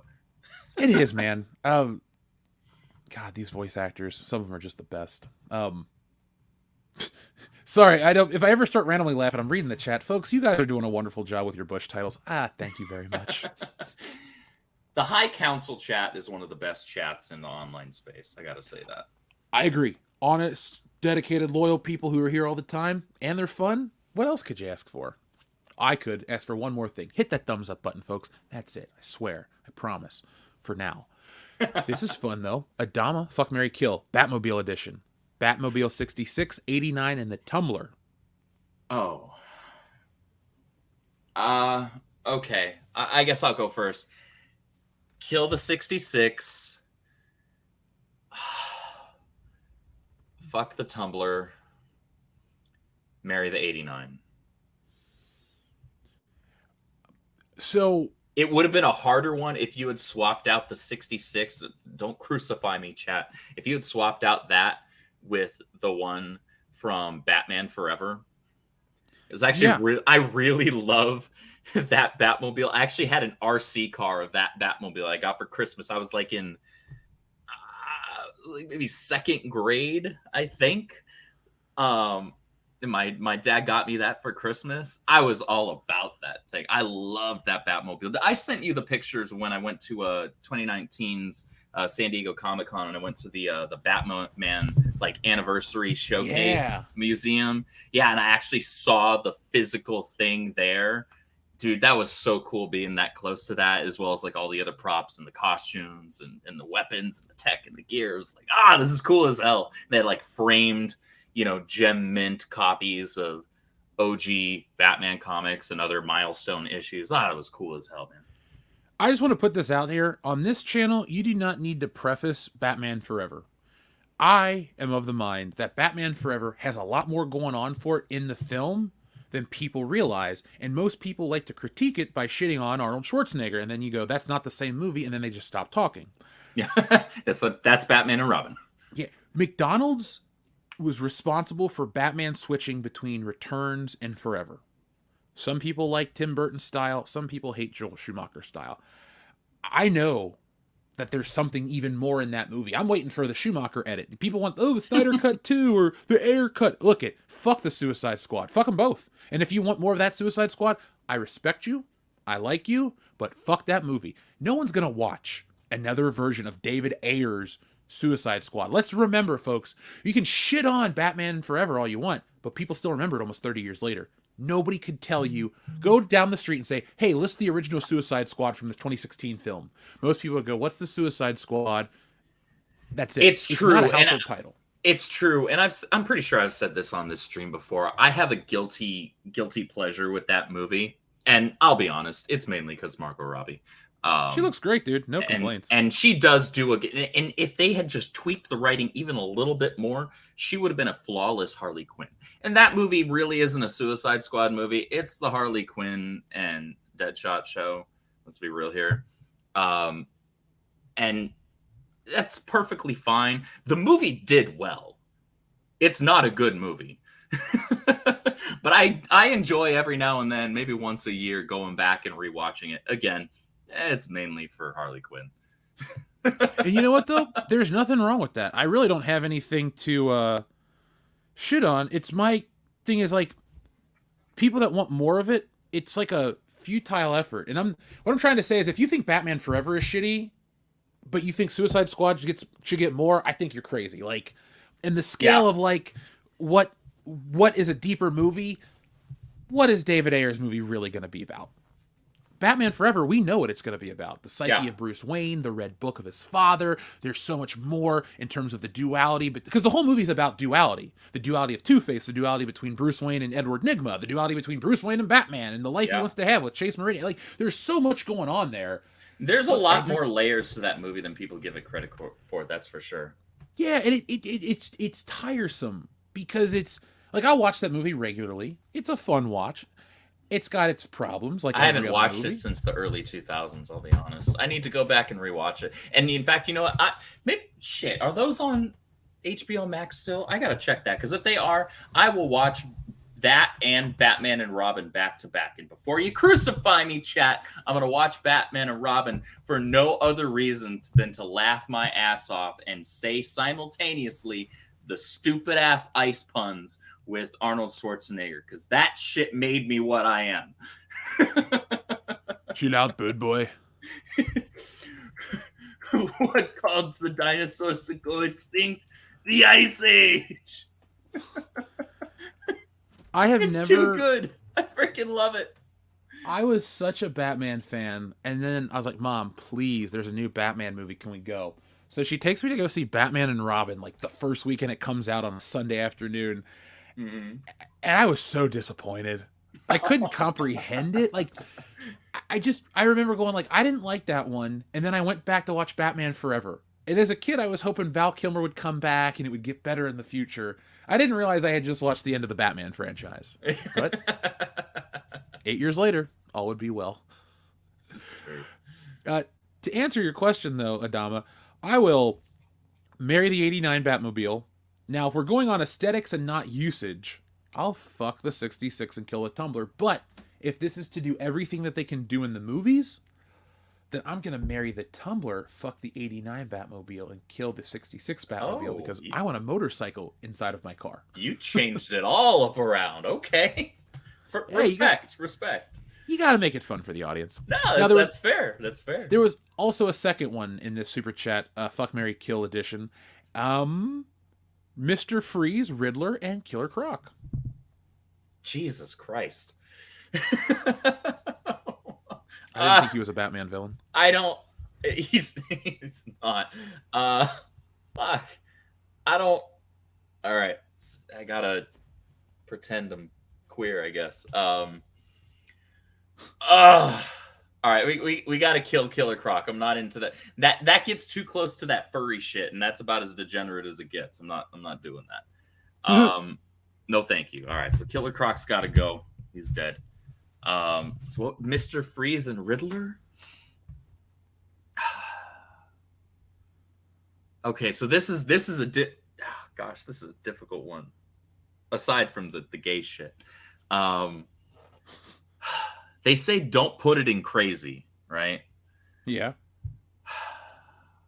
But on the other hand, I could see Riddler being like extremely manipulative in a relationship. Right? So that's a toss-up, man. I guess shit. I could, but I don't put up with manipulation. I just kind of say go fuck yourself. So I guess marry Riddler, fuck Mr. Freeze. Y'all had to make it fucking difficult.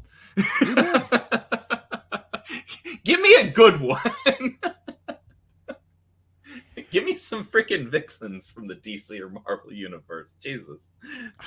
They just like to torture us. They do. And I guess we kind of deserve it sometimes.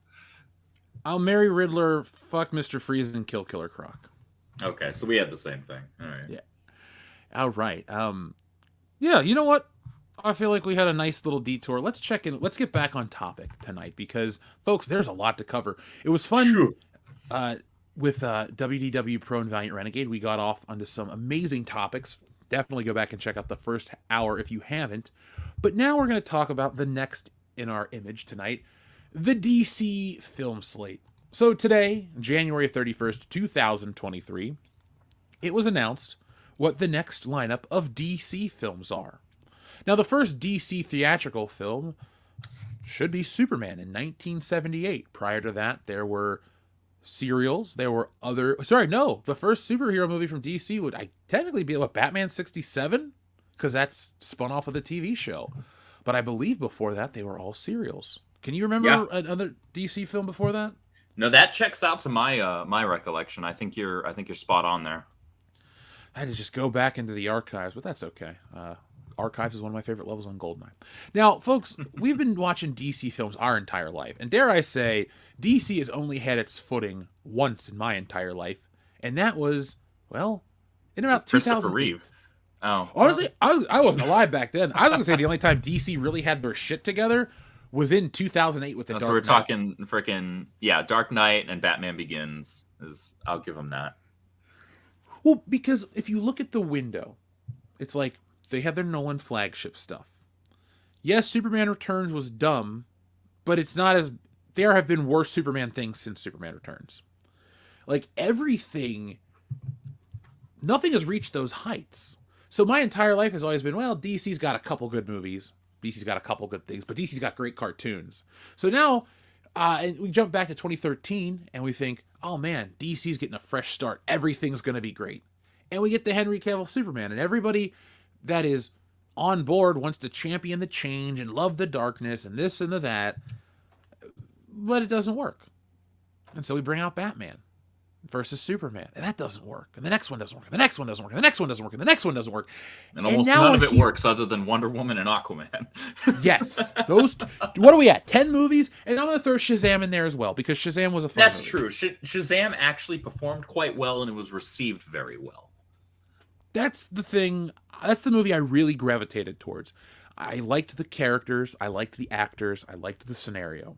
You see, you got to have likable characters in these shows. You can't have unlikable douches like Velma or half of these other young characters. And it's a trait they tend to put in a lot of the female characters. Thankfully, Wonder Woman didn't have that. Well, especially with heroes. Your heroes really need to be likable.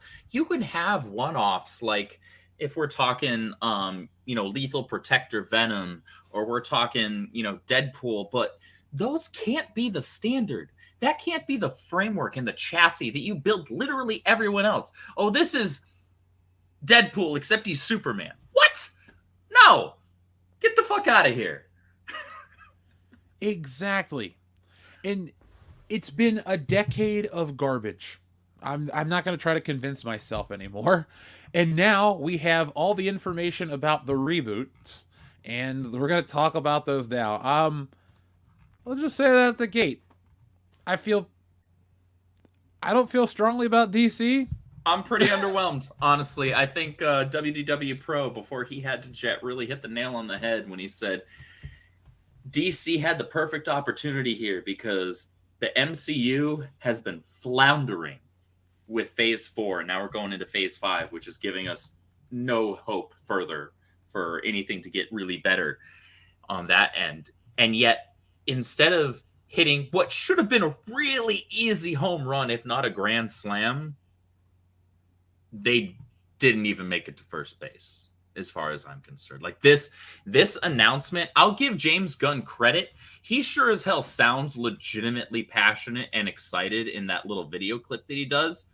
But when he's speaking and telling us what the content actually is, I can't seem to justify the excitement in myself at all.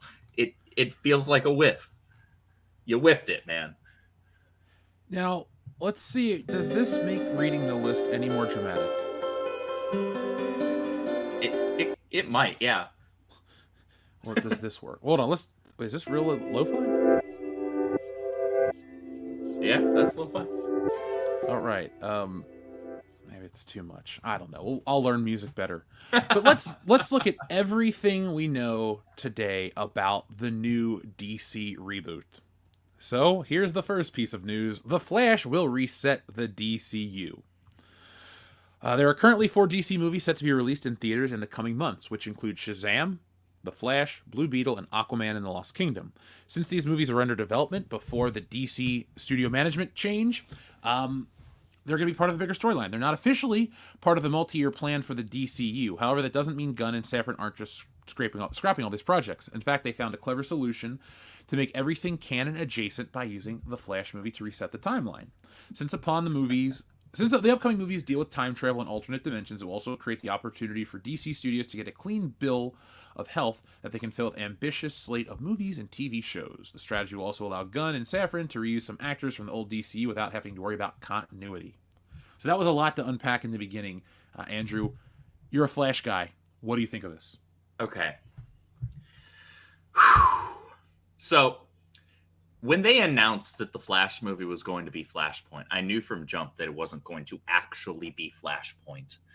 Because there's a lot of important character setup that needs to happen for Flashpoint to make any level of sense and for it to actually be impactful for Barry Allen. It's a Barry Allen story, very specifically. And we've got nothing on Barry Allen right now.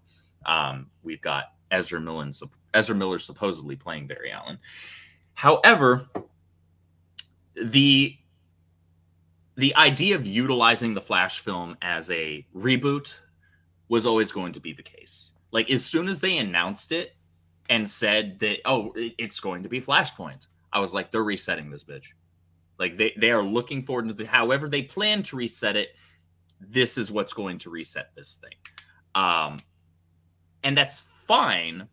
However, ironically, if not poetically, they're doing the exact same thing that DC Comics did when they had Flashpoint and then rebooted their universe with the New 52. What I mean by that was they said that New 52 was going to be a new starting point. We're starting with a clean slate. This is going to be an easy jumping on point for anybody that's a fan of these movies that we've had coming out over the last couple of years. And so instead of having to dig through hundreds, if not thousands of issues, I was like, where the hell am I supposed to jump in on? I just want to read Batman and have it make sense. Well, here's number one, right?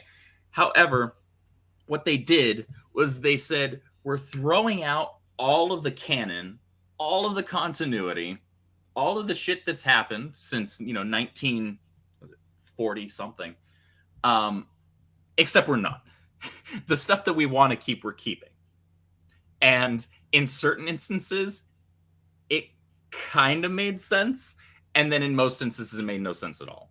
And the DCEU is doing the exact same thing, where they're like, so this lets us keep what we want and throw out what we don't want. The problem is, the stuff that you're throwing out, or at least some of it, I get throwing out the Snyderverse stuff, but you're not keeping what did work. As far as I can tell, we're getting rid of Gal Gadot, who people, despite how bad Wonder Woman 1984 was, and it was abysmal, don't get me wrong, people universally like Gal Gadot in the role. She's great. The first film's fantastic. It's one of my favorite superhero films, even if it's more or less Captain America: First Avenger. Mm-hmm. And I'm willing to admit that, despite how much I love it. It's the only 4K DVD I own currently, but that's a whole nother matter. We're getting rid of Gal Gadot. We're getting rid of Henry Cavill. So we're getting rid of two castings that people universally liked, whether they liked the Snyder shit or not. We're getting rid of these people, even though everybody loved him. Ben Affleck was never in the cards because he was done. He had no interest in coming back. And that's unfortunate, because I think if you got somebody who actually could write Batman, who actually knew the character Batman, understood it, understood his rules, then Ben Affleck could have been a phenomenal Batman. Because he was already a phenomenal Bruce Wayne, and I could see it. People who are DC fans could see the threads. It's like, oh man, they could really do something good with him, but they just didn't, because Snyder.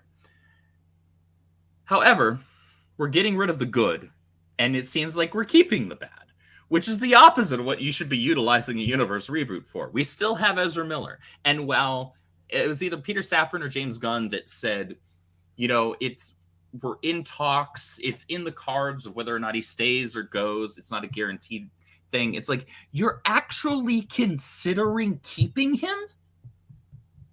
You threw out Johnny Depp with both hands when somebody accused him of something. We have video evidence of Ezra Miller choke slamming a bitch.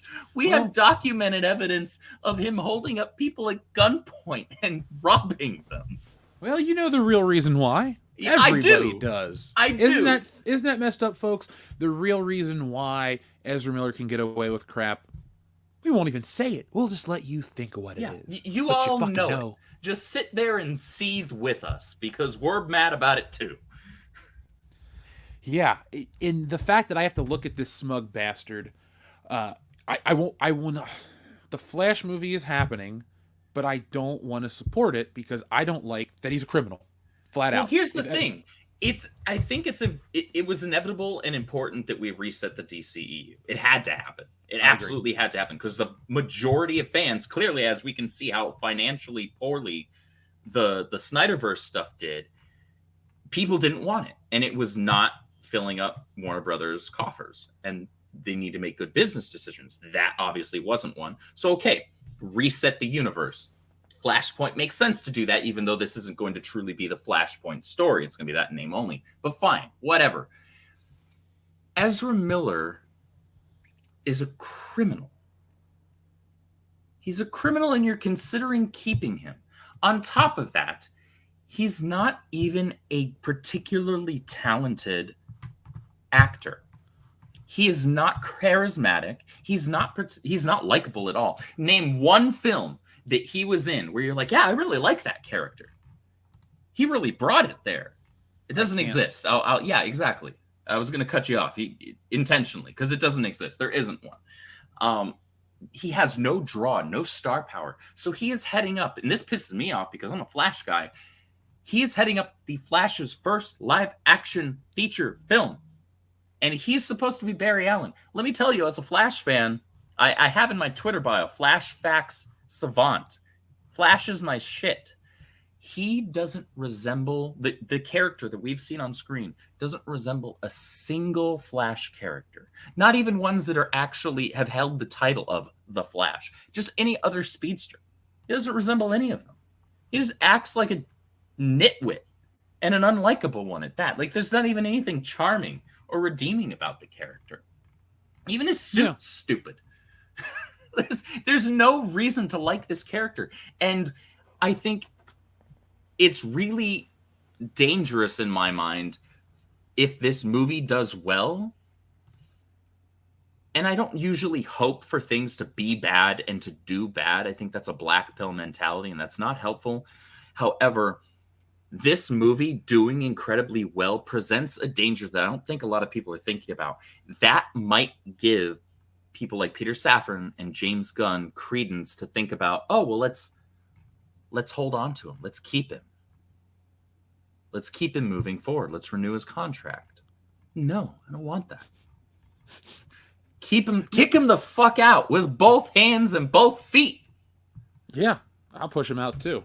Fucking push him out of a moving car. Now, I brought up the Flash stuff to get that out of the way because the Flash and all those old holdovers are helping tie into what the new part of DC's Endgame is. It's called Chapter 1, also known as Gods and Monsters. There are currently 5 movies and 5 series in development by DC Studios, most of which are focused on mainstream characters. But there are a few centered around fairly unknown aspects of the IP, like Creature Commandos. Besides that, Gunn and Safran have also revealed how they're going to deal with the current DC productions that come to theaters. So, Matt Reeves' Batverse is safe thanks to Elseworlds. The Flash will clean the slate for the Gods and Monsters storyline. Gunn and Safran also revealed that they're incorporating DC Comics' Elseworld strategies into their DCU. That means there'll still be DC stories that are not part of the main canon. They'll just take place in a different timeline. That's the case of Matt Reeves' Batverse, Todd Phillips' Joker franchise, and even the animated series like Teen Titans Go. Ugh. Why do we? No, let's pretend that doesn't exist again, please. Marvel and DC are both as corporate as the other one. Neither is innocent in terms of like cashing in or selling out. Yeah. Warner Brothers might be worse because they've been making garbage for years and they've been promoting it as good, and Marvel's made some decent stuff that hasn't been good in a while, but DC has made some stinkers, and I'm tired of acting like they haven't. Teen Titans Go is shit. Oh, it's not for you. I'm a human with eyes and ears that function. Like, the show's shit. I should be able to critique something just on its quality. Like, look, guess what? Spider-Man, the animated series, Batman, the animated series, X-Men, the animated series, those were all made for little kids, too. Those weren't fucking retarded. Yeah, we're still watching those, analyzing. I mean, those are studied at an academic level. Please tell me how Teen Titans Go will be. You can go back and watch those as an adult and pick up on things that you didn't notice when you were younger. And you'll be like, wow, they were not writing down to their audience. They were just putting in universal concepts, and those would just grow with you as you got older. Yeah. Nowadays, if it's for children, it's totally okay if the show is retarded. Because they're setting up kids to not be... Never mind. Well, that's not a topic for this show. But yeah, kids' entertainment used to have something about it. We really grew up in the prime window where it was like, it could be as entertaining as possible, but it had some kind of value. And I don't mean value as in like good old traditional values. I mean, it had value that you spent 30 minutes watching it. You came out entertained or educated or, I don't know, inspired. You didn't come out of it with fewer brain cells at the very least.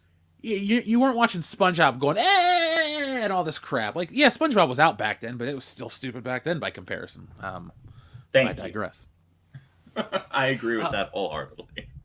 So, Matt Reeves has a little more information. Let's see, there will be a trilogy of Batman films that are going to. The trilogy plan is also going to expand for the TV shows like Penguin. And the sequel to The Batman comes out on October 3rd, 2025. Now, here we have another 2025 release date. We're not that far in the future.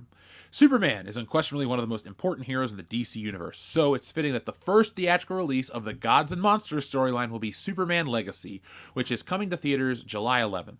Gunn is writing Superman Legacy script himself, although no director is attached to the project. Gunn and Safran have also revealed that this wouldn't be another Superman origin story, even though the movie will deal with the hero's double legacy as a Kryptonian and Earth's protector. So over the last couple of months, we've had a lot of people come out of the woodwork to love and support Superman. We realize how tied in he is with American values and the importance of all that. Do you think they fucked this Superman up even worse than the Henry Cavill version, or are we going to somehow magically get a good Superman on film? That's difficult for me to say because they fucked up Henry Cavill because they had the opportunity to make the perfect, and I mean perfect, no hyperbole, on-screen live-action representation of the character of Clark Kent and Superman. And they fucked that up. That being said, this one, we know nothing about. They didn't. This was one of the big misses that they did today. They didn't announce who's playing anyone. We have no idea what we're looking at right now. Yeah, that's probably it, honestly. They don't have a freaking plan either. And yet this movie's supposed to come out in 2025. That's only 2 years away right now. That's a pretty quick turnaround. Like, how quick are you going to shoot and botch this thing in post? But I digress there. Should you digress, though? Because let's be honest, that's the whole point of the DC universe falling apart. Fuck the Justice League. Let's just go back. The Suicide Squad. Because Man of Steel was a one-and-done endeavor. But BVS, Suicide Squad, we keep finding about alternate takes, alternate cuts, how much money spent to shoot these films, this and that. That's been a story since the beginning that they fucked up. Nobody talks about it that way, though. Mm-hmm. That is true. That is entirely true. But with this one, Superman Legacy, not only do we not have a face to put to the character, to put to the name, and even be like, yeah, that looks like, because I've heard that the CW show Superman and Lois is actually decent. But I'm sorry, Tyler Hoechlin does not look like Superman. He looks fucking goofy. He looks goofy. I do not buy him as Superman. I also don't buy whoever that bitch is that they got to play Lois as Lois Lane. Because she looks like a plain Jane. And Lois Lane, while she's not meant to be a bombshell, she doesn't look like the firecracker that Lois Lane's supposed to be. But for this film, specifically, to bring things back around, there is nothing in James Gunn's body of work that suggests to me that he is the right individual to write Superman, the embodiment of hope and light in the DC universe. He's really good at putting together scrappy, like, no names or nobodies, like he did with Guardians of the Galaxy. Obviously, we can agree that he did a phenomenal job with those. Both of the first two movies. Hell, I'll even give him the freaking holiday special this last year. I wasn't expecting anything out of that, and I was like, all right, that was kind of fun. I enjoyed it. And I'm sure that Guardians 3 will be enjoyable as well. I don't have any worries about that. But that's his wheelhouse. Superman and everything that Superman stands for and everything he represents is really far out of James Gunn's wheelhouse. What's the only thing that we have of him for DC? It's the Suicide Squad movie, which is really just him jerking himself off to people having their heads blown off. That's how that movie felt to me. I'm sorry. Like, as bad as Ayer's Suicide Squad was, I enjoyed James Gunn's even less. Even if it maybe on a technical level, it's a better film, I enjoyed it even less because it just took me out of the film constantly with just the excessive. And if there's a movie to make rated R and make violent within DC, Suicide Squad's it for sure. But it felt like it took place over the story and over the characters. And so it totally took me out of the film. Like, I had zero investment. It honestly, it made me have the opposite issue of Ayer's Suicide Squad, which was, wow, this really just kind of feels like the Harley Quinn show. And in Guns, I was like, wow, I can't believe it. But right now I'm wishing for more Harley Quinn instead of all of this shit. So I have no reason to believe that and maybe I'll be proven wrong. Maybe I will be proven wrong. I'm leaving the possibility open for that. But I have no reason to believe that James Gunn can write, let alone direct. There's no director attached to it right now, but we know that he's writing the Superman film. I have no reason to believe that he can write that character properly.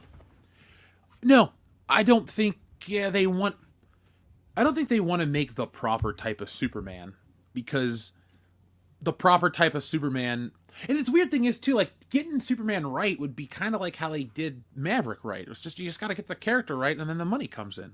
Yeah. Don't worry about trying to modernize for the modern audience or change the views. It's like, look, we get it. Superman stands for truth, justice, and the American way. DC, stop trying to rewrite your version of America. Just give people the fucking bright blue and red and yellow costume. Superman that smiles, wave a flag, fight bad guys. It's all part of the character, and just put it all in there. And even if you don't want to go heavy-handed on the Americana stuff, fine. But don't give Superman some fucking speech about how bad it is to live here or some other bullshit like you fucking want to. Like, look, I don't need him flying to the White House and saying, hey, Mr. President. But, like, and it's weird, too. People think, like, well, why do you jump to that point? Because for me growing up, Superman was just as much that, more so than Captain America. Captain America was a D-list superhero in the 90s. Stop acting like the Marvel characters that are A-listers now were a big deal. Captain America couldn't get his own fucking video game. He was the face of the Avengers. He was teamed up with Iron Man and the Vision and Hawkeye. That's where you got your Captain America. That's where you got him all the time. But Superman... Captain America was bigger in Marvel vs. Capcom than he was in his own comic book. Yep. You know what the sad part is? All the Marvel characters were bigger outside of their own comic book before the MCU hit. Like, with the exception of Spider-Man. Yeah, with the exception of Spider-Man. Because the X-Men had their show and other things that were huge. But, like, the Hulk books were whatever in the 90s, but the Hulk was a part of tons of shit. They knew how to keep those characters there. Captain America was behind the Hulk in a lot of characters. And so, I only want to clarify my stance because I don't really need this Superman to be a pro-Americana piece. But I just don't want it to be the antithesis of what the character is. Right. It needs to not feel like anti-Americana either.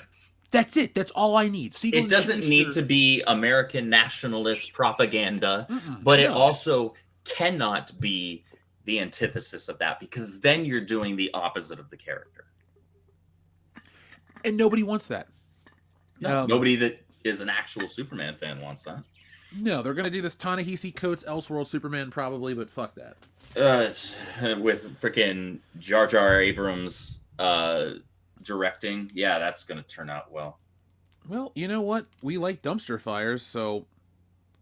Well, it'll make for good content at the very least, right? Sure, we'll go with that. Now, to speed things up a bit, DC is working on a script for The Authority, a movie based on the controversial super team of Wildstorm. They are concerned with saving the planet, that they will often cross moral lines to get things done. This sounds just like more Suicide Squad. It sounds like Suicide Squad meets fucking Greenpeace is what it is. And here, let me pull this image up for the audience. The image is lame as shit. They look slightly better than the new Warriors, but like not by much. There they are. That looks like some generic ass 90s stuff. And I say that as somebody who freaking loves the 90s era of comic books. But I recognize there was a lot of just generic bullshit that came out of it too. And this looks like exactly that. Like, everybody's in the same fucking pose. What is this? Yeah. What artist did they get to make this trite? The artist's name is, I don't know. I can't read the first name, but I think Paul Neary's the inker. And then the color is a fine job. The colors are fine, but just the positioning, that's so boring. Like, if I was flipping through a comic book and I saw that as a double page spread, I would be mad as hell. I was like, you just wasted a double page spread on this? Yeah, I draw comics. I would not put my characters... They don't have a focal point. The flying characters are all going to a point, and then the lady in the Union Jack shirt is looking at the same point. but I can't. This is just compositionally. This is just a dog shit image. Like drawing wise, this guy in the front looks great. The inks are tight. The fucking line work is beautiful. Everything's symmetrical and clean. Cut him out. This picture's different. Is this a Photoshop to put him in, because he doesn't fit? He's looking in a completely different direction from everybody else. Everyone else is looking in this general same direction. But yeah, he's off in La La Land, like just mad at something, but everybody else apparently doesn't give a shit about what it is. Well, this is the stuff that pisses me off in comic books. Bad composition. Yeah, I like beautiful images, but number one is clarity. Number two is story. And really, the Jeff Hicks ethos of comics, clarity and story, are kind of like one and one. But like, I refuse to do pages like this just to get people hyped for what could be great if it makes no fucking sense story-wise. Like, take the guy in the blackout, put some word balloon or some caption about how they're all fighting they're ascending to the sky or some bullshit. There you go. But clarity, man. And I'm using that as a point for DC too. Don't stuff your universe full of useless garbage, gods and monsters. What fucking monster do we need from DC on film? I mean, they're doing Swamp King, or they're Swamp Thing, I can speak. And that's perfectly, there is definitely a place to do like a creepy Swamp Thing horror-esque series or film. I think there's legitimately a place for that. But here's the big problem, and then we can move on to the rest of the slate.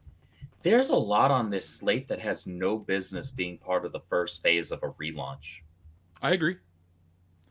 And just real quick on the Swamp Thing comment, that's like a perfect movie for James Gunn to direct.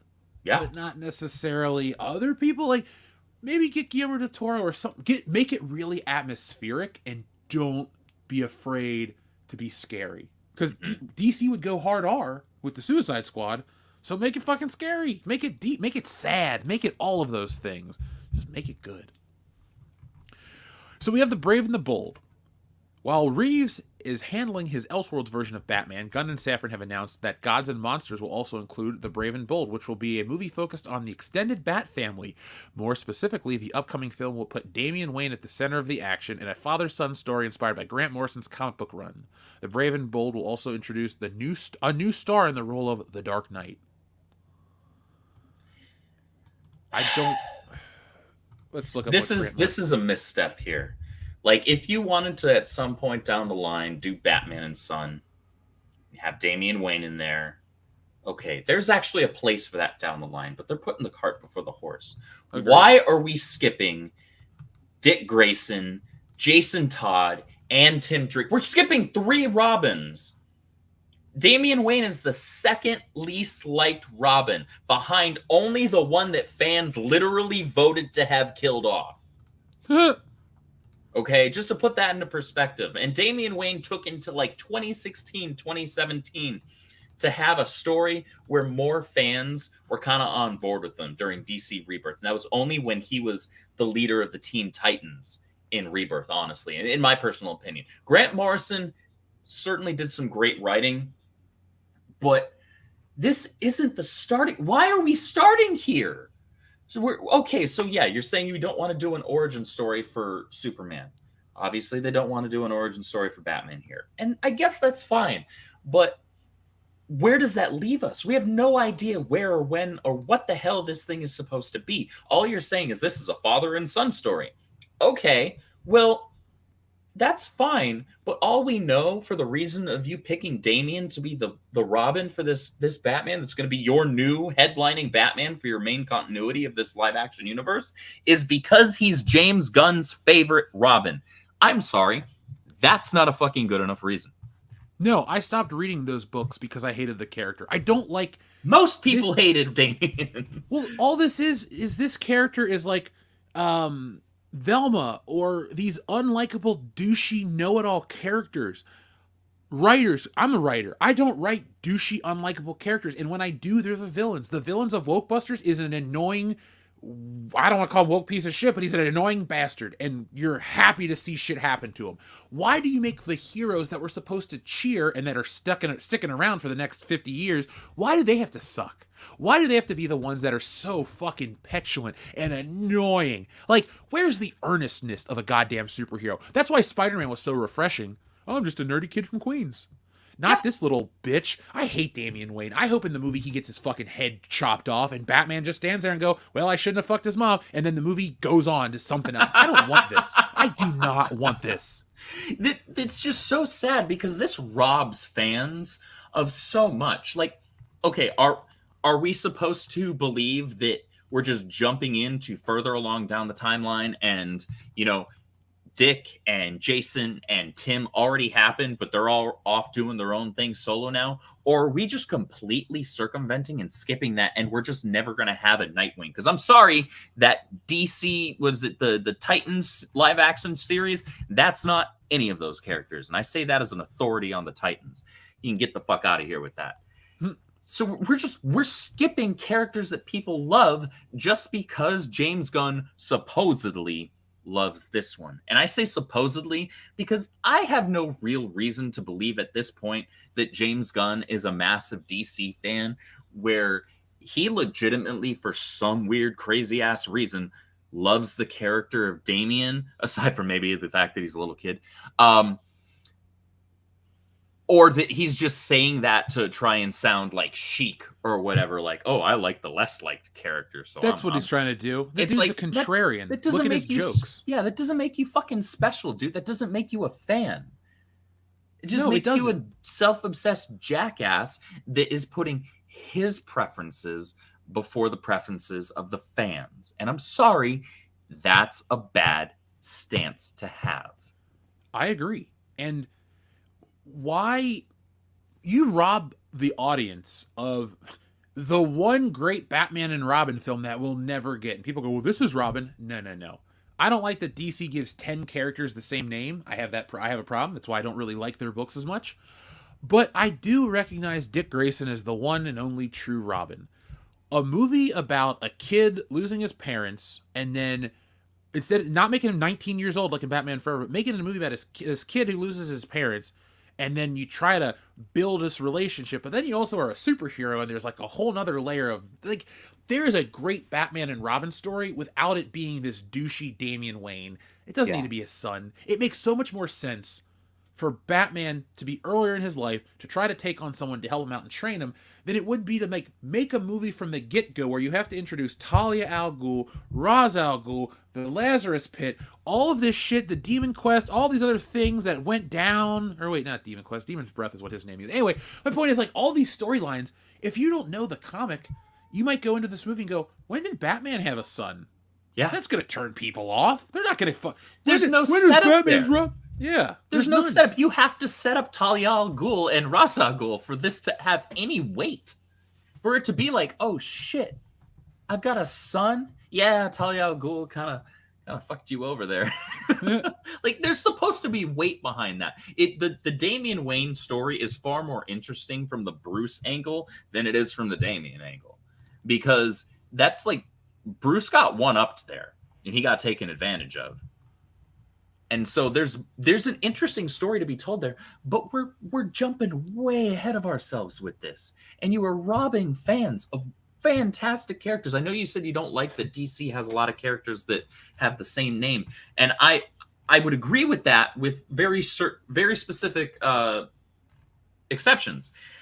I have gone on record numerous times saying that I am against this whole concept of mantles for the most part, because modern day quote unquote comic fans and people in the media think everything's a fucking mantle. Wolverine's a mantle. Spider-Man's a mantle. No, they're fucking not. Peter Parker's Spider-Man. Logan, or James Howlett, is Wolverine. I'm sorry. Laura Kinney, you are not the Wolverine. You're Talon or X-23. Shut up. Stop it. I don't care if the writer of whatever the present X book is has Wolverine call you the real Wolverine. It doesn't make it true. Get the hell out of here. Yeah. But I do see very specific roles such as Robin and Batgirl and a couple others as mantles. And my justification for that is, yes, Dick Grayson was the first Robin. I would call Tim Drake the best Robin. However, that's a different thing. But the title of Robin is a mantle, and here's why.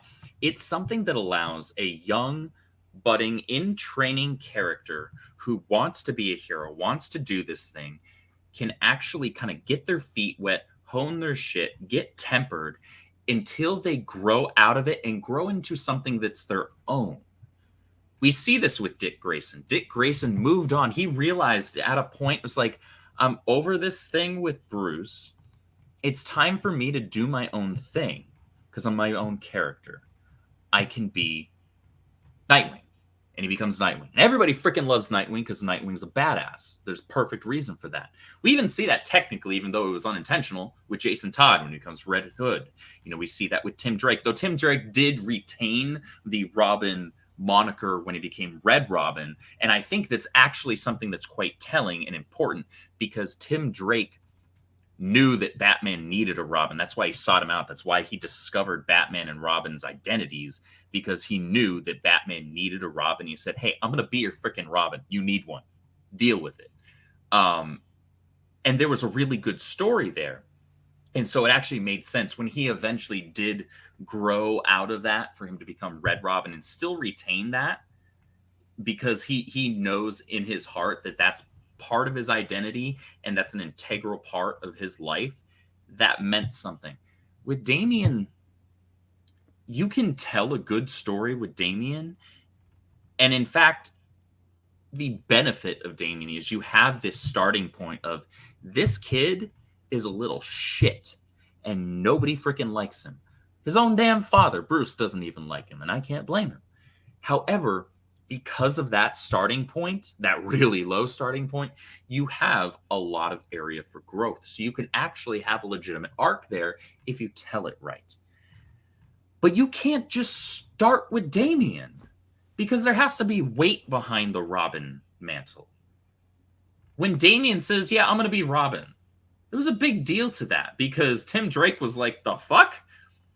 And Tim Drake, who's someone that was trained incredibly... Bruce trained Tim harder than he ever trained Jason or Dick. And that was because he didn't want the shit that happened to Jason to happen to Tim. He didn't want him to get freaking killed, right? And he also didn't want to repeat any mistakes that he made with Dick. But despite that, Tim is still a good person at heart, and he didn't have like a killer instinct. And Damian goes for his freaking throat in their first meeting. He damn near paralyzes him. He almost kills him. And so you have this really low starting block of where you could go with the character and eventually evolve him into somebody that's likable. There's actually a good story to be told there, but you cannot tell that story if you don't have the setup for it. And if they're jumping in with Damian, there's no setup. You're right. And that's where they forget. They forget that not everyone is coming in with all the information. And so I get it. Not you can't hold everyone's hand, but they don't realize the unforeseen consequences of handling it the way they are. We haven't even got through the rest of the slate yet, and I'm very disinterested in DC. But I so badly wanted to be excited for DC because I am a DC guy. Like at Marvel, I love Spider-Man. I loved X-Men when they weren't shit. And I loved Carol Danvers when she wasn't shit. Aside from that, I don't really give a shit about the Avengers. I didn't care about most of the other characters except for maybe a couple of one-offs here. I was all about Spider-Man, X-Men, and Miss Marvel when Brian Reed was writing it, and prior to that, because the books were actually incredibly well done. Otherwise, I'm a DC guy. Like, all of the characters that I love are over at DC. And I so badly, guys, I am not a black pill guy. I so badly want to see these characters done right. These are my heroes. I grew up with these. I want them restored. I don't want to be bitching about these projects. I want to be excited for these projects. And today was the biggest opportunity that DC has had in a long time to really knock it out of the park. And they whiffed it. they were being tossed a softball. It was underhand, and I'm not even talking fast pitch, because that shit's crazy what those chicks do. There's no wonder they throw out their arms. But I'm talking just an underhand lob. Like, this should have been the easiest layup in the world. And yet, they whiffed it. And this isn't even I'm seeing in the chat, James Gunn equals woke. Yeah, maybe his personal opinions, yeah. There's nothing that I'm seeing in these projects that's woke. It's just, there's nothing that I'm seeing in these projects that are interesting or good. And two things can be true at once. Something doesn't have to be woke to be bad. There's plenty of shit out there that's not woke. Even stuff that's like the opposite of woke. That's just shit writing or shit, art and whatnot. Oh, yeah. Like, just because you're an alternative to woke doesn't make you good automatically. Your quality has to actually speak for itself. I get what you're saying in the chat, but woke isn't the end all be all. It's absolute garbage and doesn't need to be in our entertainment. But things can also just be bad because they're bad. They can be bad because it's bad quality. And honestly, what I'm seeing here is exactly that. When you're talking about bad quality, I'm concerned about this next one. Supergirl, Woman of Tomorrow. Expected to be released 2 years after Superman Legacy, Supergirl, Woman of Tomorrow will explore the unique character version of Kara Zor-El, Kal-El's cousin. While Kal found a loving family on Earth, Kara floated through space and a destroyed fragment of Krypton, witnessing nothing but death and destruction. Inspired by Tom King's refreshing take on the beloved character, Supergirl, Woman of Tomorrow intends to show how different upbringings can give birth to very different, distinct heroes. Now, my concern is, all right, that's great, that's your plan, but you're not giving us a Superman origin, so what movie are we going to see the parallels in? Is your whole movie going to be Superman's origin and then her origin to compare? Because I don't need a Superman origin, but I don't think you're doing it right if you're going to expect the audience to know certain hallmarks of a story and, like, they have to buy in. Like, you need to put everything in your universe and don't expect us to read comic books or know these things. You can't jump in like this. You're telling a story unique to your world. You owe it to the audience to stick with that. And honestly, it makes you have to work harder, because it's like, well, we don't have to worry about that. Everybody knows Superman. Not your fucked up versions. Not your bullshit. So you need to definitely lay that out, what your plans are. What do you have to say about that? What makes this even worse is that they're using a story by Tom King, of all people, as the framework, as the chassis, as the inspiration for this Supergirl film. Now, for those of you in the chat who are not comic book fans, Tom King turned Batman into a fifi, crybaby, ineffectual bitch after being stood up at the altar by Catwoman. He actually wrote a couple of decent arcs at the beginning of Rebirth. I'll give him that. He had like 12 issues in him. However, after that, something must have happened in his personal life, because he turned Batman into a bitch as a result of it. So he destroyed Batman. So much so that eventually the sales dropped so badly that DC pulled him off the book. I forget how many issues early it was, but they pulled him off the book and tossed it over to James Tynion IV, who actually did a great job, I will say that.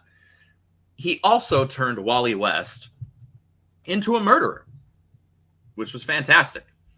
For those of us who that's our favorite character of all time in comic books. Heroes in Crisis was a universally panned tragedy and travesty that nobody with their head screwed on right liked. So for him to be taking up the project of Supergirl deeply concerns me. It's given me a lot of concerns. And that's because I have no reason to expect this to be something good if they're basing it off of something bad. He is one of the worst things to ever happen to DC Comics and just comics in general. Him and Brian Michael Bendis, were brought on to DC at basically the same time. And they, just the two of them together, sank some of the most iconic characters and books in the company. And Isn't it wonderful? It's fantastic. I'm a big Supergirl fan. Kara Zor-El is actually my second favorite DC character. I'm gonna pop on camera here for 2 seconds and give a little bit of my cred for it. Where is it? Give me got this. I got to switch away from that. I got to change this to that and switch to my actual camera. Come on. Oh, it'd probably help if I turned the camera on too, wouldn't it? Boom. Yeah. Okay. There's the actual camera. Hi. So I'm a big Supergirl fan. I don't have all my floppies with me, but I got plenty of my trades with me. I actually have 4 different variants of this one right here. My favorite artist, Michael Turner. I've got a CG Seed copy of the first issue from that book. I've also got a statue from that book. Also have a nice big print from the same artist from that book. Beautiful. And the crown jewel of my entire comic book collection, which was my Christmas present to myself this last year, is a 1 of 1. I think I got number 30 out of 100 artist gallery edition Beautiful. of that same Supergirl Batman. It was the Superman Batman team up book, Return of Supergirl, and it's all gorgeous Michael Turner pencils. The whole thing. The whole last thing. It is nothing but gorgeous art through and through. I'm a Supergirl guy. I do not trust anyone that James Gunn decides to hire to handle the character the way she ought to be handled, especially if the framework was Tom King's book. I don't have high hopes for that. Me neither, man. I just don't. I am not a Supergirl fan, but I'll tell you, I have read Tom King's work, and I don't like it. So anything his name's attached to, even if it's being adapted from that, count me out. See, folks, this is what happens when you get these bullshit writers and all these people on the internet want to praise them. They're great. They're great. I don't like them, so I'm just not going to go see the movie. That's what happens. Like, yeah, maybe the people on Twitter should have... This is what should have happened. People like Disney and Lucasfilm and Warner Brothers, you shouldn't have let your creators run amok and talk shit, because, like, I refuse to watch anything adapted from these people's work. Ta-Nehisi Coates, Tom King, anybody. They can go fuck themselves. I will not spend $20 to go see a movie featuring their work. I don't care, because you let them shit on the characters or you let them shit on the audience. I'm not paying either way, because I like the characters, I like the audience. Fuck you. Sorry. I'm really upset that this is the future of DC Comics movies. This is it. Yeah. This is what we're getting. I feel like DC fans deserve a little bit better. Oh, yeah, we do. I feel like Ralphie in A Christmas Story. A crummy commercial? Son of a bitch. That's all this feels like. Son of a bitch. Now, we got Swamp Thing. This isn't the first Swamp Thing film. This is the last film announced in the Gods and Monsters chapters is Swamp Thing, which is based on DC's most iconic horror character. There's really not much else known about it. They said it would draw inspiration from Alan Moore's run. So I'm sold there. But if you're pulling from Alan Moore, I mean that's fair. Like that's the way to do Swamp Thing. But going back to what I said earlier, this isn't what you lead with. What you lead with is establishing Superman, Batman, and Wonder Woman before all else. You establish the DC Trinity, then you move on to the rest of the Justice League. You get a proper Flash film, you get a proper Green Lantern, you get a proper Aquaman, and then you can bring in Martian Manhunter when you finally do a proper Justice League film. For those of you who are unaware, Cyborg has no business in the Justice League. Cyborg is a Titan, and he's an integral Titan. He has actual history and camaraderie and familial relationships with the other Titans. He's got no business being in the Justice League. He doesn't know these people. Not like that, anyway. That's how you start out your, I guess, for lack of a better term, phase 1 of your new DC reboot, your relaunch, your universe. Like, you don't start with Swamp Thing and Creature Commandos and Waller. Nobody freaking cares. Not like that. Not enough that, like, this is what you're kicking us off with. And they're not even, like, yes, there's going to be a Superman film. Yes, there's going to be this Brave and the Bold Batman one. Yes, there's going to be the Themyscira film. But based on that description, I'm not even convinced that Wonder Woman's in the film. I'm not convinced that Diana's in the film. So even before she becomes Wonder Woman, it really just sounds like, okay, so they're doing a movie that tells the story of the Amazons on Themyscira. Okay, so maybe we'll see Hippolyta. Maybe we'll see some of the other prominent Amazons. But you're not establishing the Trinity. You're in order to have a proper fortress, a castle, something that Marvel did, and now they're crumbling away at it.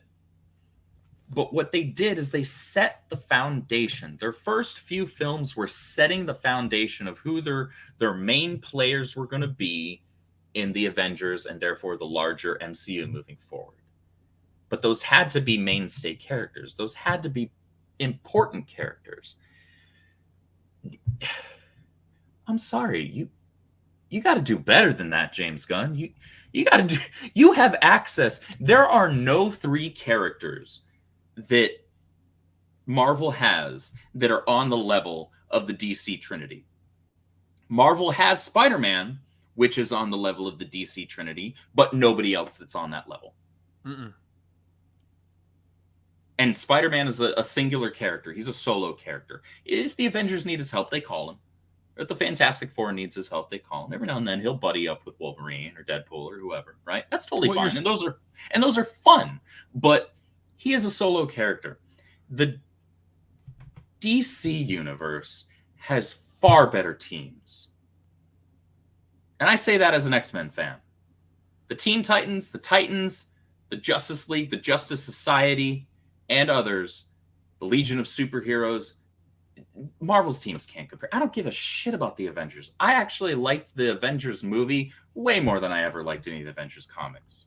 Same. And that was because of the charisma of the actors that they had. But DC was given this layup of the 3 biggest heroes outside of Spider-Man in the world, in Western media, and they're not leading their universe with that as far as like actually foundationally. Yes, we're getting the Batman or a Batman movie. We're getting a Superman movie, but none of those sound like establishing points. None of those sound like films that you launch your universe off of. And so where do you go from there? You go down. You're building your castle on sand. That's not effective, let me tell you. No. And now we're getting into the next, how many years of this shit? This is 3 to 7 years of whatever. Yippee fun. And we're not done with just these movies that we're lamenting. There are 5 shows to talk about. Have you heard about? Well, you've heard about these. Let's tell the audience. Yeah, let's tell the audience about the things they're not going to care about. You know what? I will take that back. There's one show that has the potential, but I mean, based on what I've seen right now, I just don't have high hopes for it. But let's go. Now, there is Creature Commandos, a 7-episode animated series based on the DC Comics team of the same name. The Creature Commandos are a team put together by Amanda Waller and comprise some of DC's most monstrous characters. Gunn has written the scripts for all 7 series episodes, which is already in production. All right, I'll show you a picture of it. I have very little faith in this because it's just like, hey, let's give James Gunn the freedom to do what James Gunn wants. But why the fuck James Gunn? Why wouldn't you hire the Russo brothers and pay them a shitload of money because the Avengers made more? Yeah. Like, this dude is not the right choice because it's just shit that would interest him, or it's like shit that you would see at a horror convention, or shit like James Gunn's a horror guy. He worked at Troma. Yeah. He did Slither. He's great for that stuff, and Guardians is a fun movie. But for people to act like he's done so much outside of his old wheelhouse, he did Guardians of the Galaxy. Other than that, he's still a genre director to me. Yeah. So we got Creature Commandos. That's whatever. There's also Amanda Waller. She's getting her own show. It will serve as a direct follow-up to Peacemaker, and it will feature all the characters from the previous series. So it's a spin-off of a James Gunn spin-off of a James Gunn movie. Yes. Cool. Doesn't a lot of this look like it's just James Gunn doing what James Gunn wants rather than putting out what fans want? I mean, what fan doesn't want a Booster Gold movie? My friend Joel, that's who. Look, I think there's either a limited series or a movie to be had, a legitimate fun buddy cop film with Booster Gold and Blue Beetle, I think you could do that. But you don't do that in Phase 1. Well, you don't kick off your universe with that. I think the next show is the one thing you kick off your universe with, because this sounds fucking great. From the blackest nights of Warner Brothers' Discovery merger will come Lanterns, a series focused on the two most beloved Green Lanterns, Hal Jordan and Jon Stewart. The series draws inspiration from detective stories like HBO's True Detective, and will portray the Green Lanterns as space cops investigating dark crimes that take place on Earth. Sign me up. I will watch this one. I don't care about whatever else I said. This sounds cool. What do you think of this one? See, this one depends on who they get to write for me and how they tell the story. Because you can get away with telling kind of Earth. We don't like the way that it sounds like a grounded Earthbound type Green Lantern story. And you can do that with one Green Lantern because, yes, Earth is in Sector 2814. However, two lanterns Earthbound and doing that. The nice thing about the lanterns is it allows you to do different things. You can have Jon Stewart working with the Justice League while Hal is off leading the Green Lantern Corps, or vice versa. That's one of the nice things about the kind of play and freedom that you get with having multiple Green Lanterns. But having them both on Earth, there are very few stories, at least in my mind, and I do like Green Lantern quite a lot. There are very few stories that really work with that don't feel kind of pushed into a corner. It's like, this is the budget that we had to work with, and we can't afford to do a bunch of CGI shit that actually looks good out in space and on other planets, so we're just locking them both on land. It's like, this is great. You got to do better than Green Lantern. What was it, 2007? 11? 8? What was it, 2011? Yeah, whenever the Ryan Reynolds movie came out. You got to do better than that one, guys. The bar's really low, but try and reach, please. Try and reach higher. Because I'm with you. There's a good story to be told with Hal Jordan and Jon Stewart. Those are definitely the two most beloved Green Lanterns.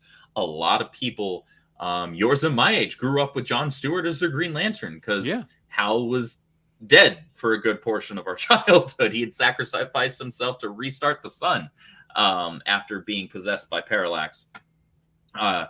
And, Jon Stewart became the Green Lantern because of that. And he was the Green Lantern in the Justice League animated series.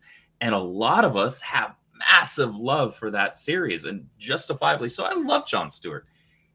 Hal Jordan's my boy, but Jon's a close second. And he's a phenomenal character. And there's a great story that you could tell utilizing the both of those characters. I got to know more about the premise of the show, and I got to know who's writing it, because there are a few people that I trust to handle Green Lantern mythos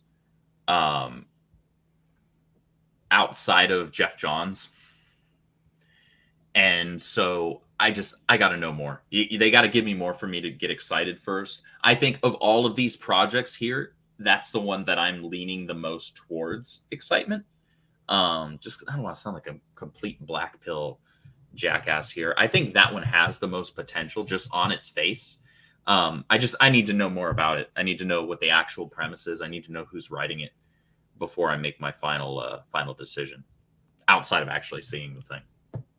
Fair. I just saw True Detective and went, yep, because that's a good show. That's entirely fair. I don't have experience with that series, so I can't base my decision off of the thing that they're comparing it to. Spooky Mulder says Kyle Rayner is best Lantern. It's okay to be wrong, but I do respect the Bronze Age Green Lantern. Kyle Rayner's a good character, but he's not John or Hal. Now let's talk. So, what is the opposite of good, Andrew? MCU Phase 4. Well, I think DC has a show that sounds like it would fit right in with She-Hulk, and other shows. Oh boy, here the we go. The final TV show currently in development at DC Studios is Paradise Lost, a political drama set in Themyscira, Wonder Woman's birthplace. Set years before Diana's birth, the series will explore the political disputes in Themyscira as different Amazons try to seize power for themselves. The show is expected to serve as an origin story of Themyscira itself and reveal how Amazons created an all-women society hidden from the rest of the world. Part of that description sounds exactly like Andor. You know, the kind of politically driven Star Wars show that didn't feel or look like Star Wars, and therefore nobody gave a shit. Which is sad because I watched every damn episode. I'm sorry. Yeah, I am too. Like, just nobody cared about that show, and I foresee this being the same thing. People don't look. Having the lore of Themyscira fleshed out more is totally cool. That's completely fine. And look, we can't act like it's a big whoop-de-doo to, you know, mention the fact that Themyscira is an all-woman society. We know this. That's just a fact. That's literally how it is. I'm sorry, that's the lore. But to pretend like that's a selling point, I'm sorry, that's not what it is. Like it was literally just that's how it was. The Amazons were created. Was it created by Zeus? Well, it depends on the lore we're going with, really, what continuity. But you know what I mean. But ultimately, at the end of the day, people aren't going to be interested in that on its own. Comic fans aren't going to. Even deep cut comic fans, like myself, when it comes to DC, I don't want that. I don't care about that. If you want to flesh out Themyscira and more Themyscirian characters more in the scope and range of a Wonder Woman film, I'm 100% on board with that. But you got to give me Diana, because Diana's who I really care about. You know, I want Wonder Woman. You can also give me more Hippolyta. You can give me Artemis. You know, you can give me these other characters that are fantastically written in a lot of the DC comics that have predated this. But you're not going to sell the show to me on like the political strife of Themyscira in its early years. I don't give a shit. No, I don't want to watch a political drama about superheroes. Much like I didn't want to watch a legal drama about superheroes. And I don't really care about the politics of Themyscira because I don't really, honestly, I'm dreading the talking to by these writers about, oh, if all women ran society, look how much better it would be. Right? All they've done is spent the last 6 to 7 years in genre entertainment treating us audience members like shit, like we're stupid. So of course we're going to jump to these conclusions because guess what? We're stupid, you're predictable. Yeah, we have historical precedent for this. We can read, we know what's up. And even if it wasn't like preachy or woke in the slightest, again, going back to what I said earlier about like that's not the sole determinant of something. It just doesn't sound interesting. Like that's not comics. I'm sorry. Like you could do that shit with Watchmen or some other, you know, maybe an indie book or something like that, because that's catered towards a niche audience to begin with. But with DC Comics and Marvel Comics, there has to be a charm and a magic to it, a vibrancy, something that really is the actual hook, something to be excited over. Nobody with their head screwed on, even close to straight, is excited over a political drama involving comic book characters. I'm out. Of the DC things I've seen here on the 10 that we covered over this last hour, I'm still on the Green Lantern cops shit. I don't care about the movies. I had to see more before I can get excited. Yeah. Like this was a huge missed opportunity for DC Studios, man. We should have came away from this just unbelievably hyped, and Kevin Feige and the MCU studios should have been pissing themselves in fear.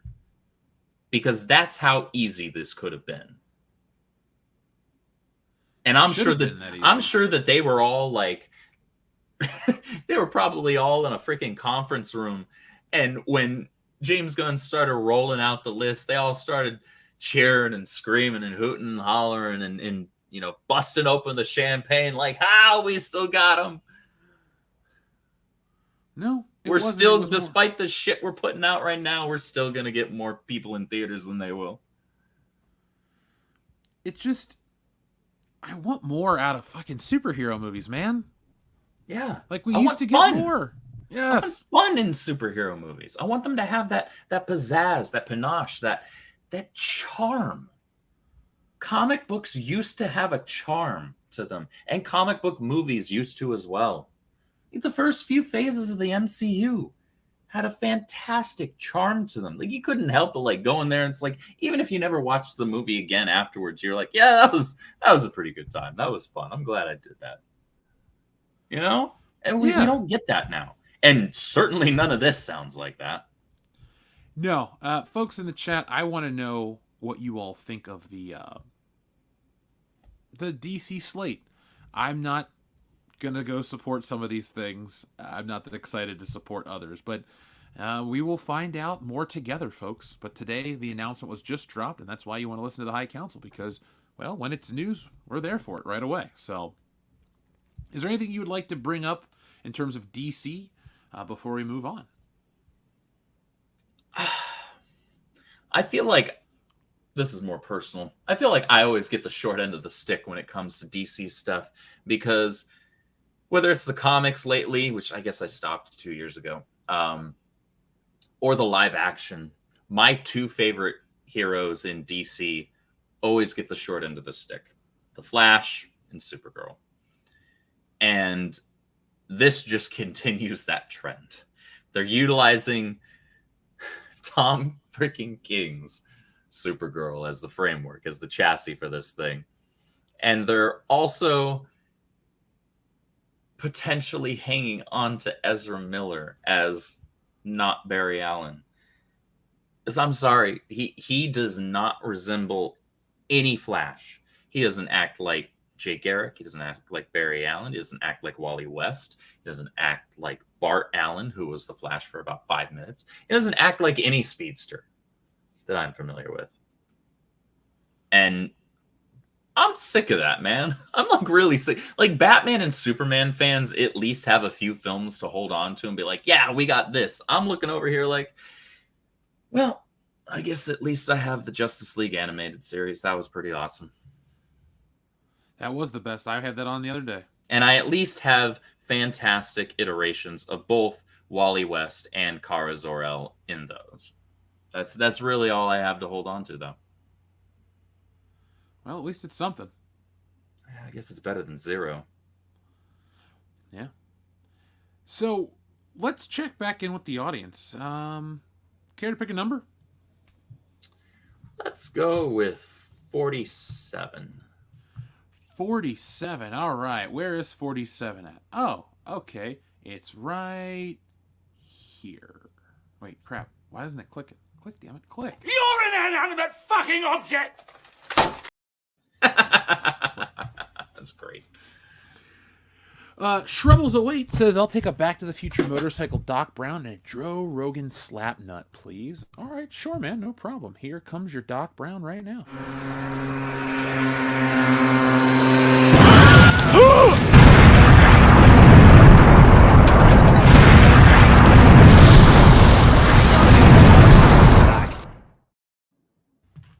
There we go.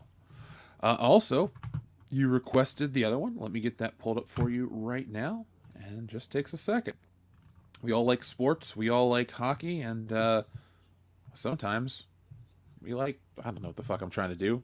Transition. Did you see that guy accidentally hit that moose with his car? No. Holy shit. Jamie, pull that video up.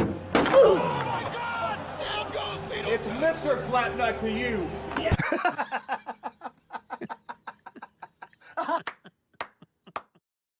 Is that Jack Swagger?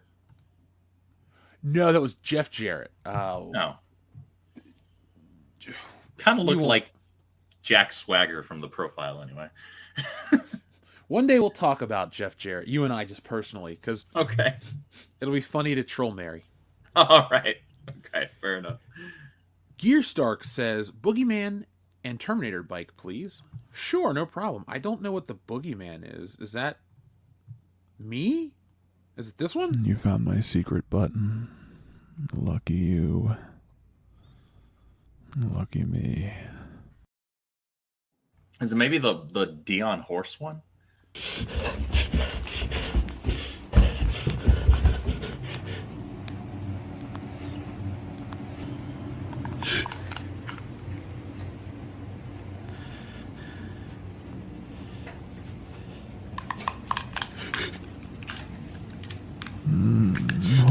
Yawn.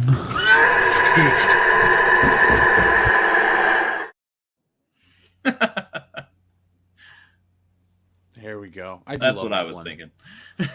It's demonic. I had fun making it. And it It's makes my pretty friend creepy as uncomfortable. So Yeah, there you go. All the reasons you need. yeah. And here's a personal. Well, not. I enjoy this button, but you guys really love this one.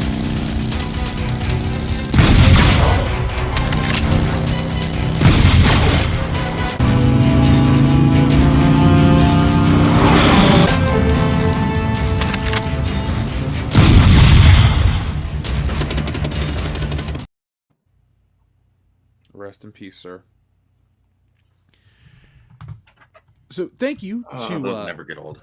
Gear Stark. Enrique Vasquez says, "Hail, High Council. Valiant loved your 2-year show and congrats. Also, would it possibly be to show Jeff your gift from WDWPro? Doc Brown button, please." Well, Enrique, I will ask those guys what the gift was, but I will press your button right now.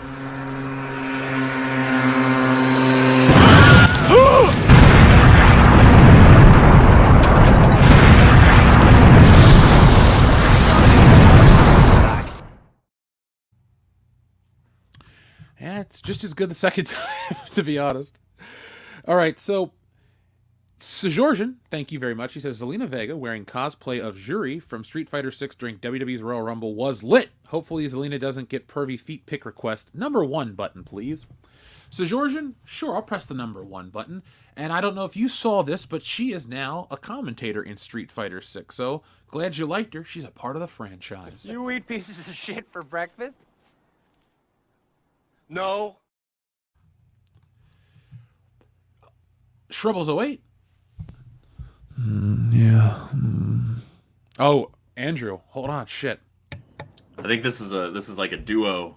Oh, this is more than duo. This has also got this has got Valiant or Pro in it as well. Oh, God, can I? I can't wait for. I can kind of do a shitty Cartman. So if you want to do WDWPro's Butters, well, we can have fun for the audience at least. I could try. I don't. I'll be honest. I don't think I've ever even attempted a Butters. Hey, me neither. Do you need? Right. Do you have the super chat pulled up, or do you got it? I do not have it pulled up. Let me send it to you real quick, because it'll be easier this way for me. Instead of trying to relay what the audience had asked, there you go, right there. It's that one from Shrubbles08. It'll be there in just a second. And you just tell me when you're ready, man, because this will be kind of fun. All right, just sent it. Okay, you sent it via text. Here we go. Oh gosh, I'm gonna have to zoom in on this thing. Okay. Okay, I got you. Yeah. Hey there. Are you ready? Butters and Fat Boy. All right, I can't wait for Casa Bonita. Hey, I'm not fat, you jerk! There we go. That was the old college try. Good enough for government work. Yeah. If you get me drunk, I can do Hank Hill pretty convincingly. Yeah, okay. Albatross says, I forgot who said it and what video it was in, but I remember someone saying that Disney has a weird habit of syncing their sci-fi themed movies, except WALL-E.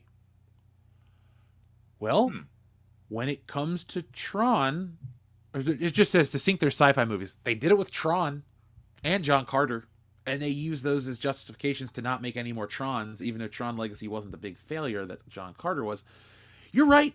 I would look. John Carter was a flop. Yeah, at least it had good CGI. That's probably one of the reasons why it was a flop. Not enough people were interested to make up for the freaking CGI budget. So that was one of those movies that I paid to see, and the fire alarm got pulled off in the middle of it. Oh, shoot. So the movie stopped, and there was a point where I looked at my friend, I'm like, do you just want to go? And they're like, we should finish the movie. But like, yeah, I wasn't in. You were totally fine with just being like, yeah, you want to bounce. I love it. The only other movie that I had a similar experience with was I was going to go see The Dark Tower with my friend Dan, and we got to the theater and we parked in the underground structure. It was because it's an elaborate structure to get through. It's not just let me park my car and walk in. You got to pay to get in and all this shit.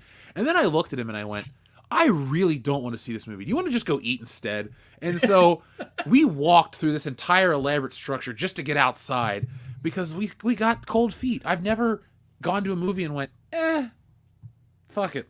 I've never done that before where I was there. I'm trying to think. I don't think I've ever actually walked out of a movie, like out of the theater. I can't think of a single instance. Or there were times where I considered it, like low key. But the one I've only ever gotten up in the middle of a movie to like use the bathroom to like take a leak once. And that was during The Last Jedi. Because that was how little investment and interest I had in that fucking film. I got up and I came back. And I was only gone for like 2 minutes, maybe, or 3 minutes at the most. I come back and I lean over to my ex. Obviously, she wasn't my ex at the time. I'm like, hey, what'd I miss? And all I had missed was that stupid ass scene where Rose Tico crashes the fucking shit and then kisses Finn. I'm like, oh, cool. So I didn't miss anything useful, just like the rest of this movie. You missed the forced. You missed the forced assault. That's about it. Yeah. I was like, okay, well, nothing of value was lost. No, your sanity was saved for a moment. Shrubbles08 says Disney's worst case scenario would be to gain millions of subscribers. Disney's worst case would gain millions of subscribers would be to have the Songs of the South released and for all the politically incorrect shorts. I have a copy of that movie. It's on a Plex server I'm a part of. It's whatever.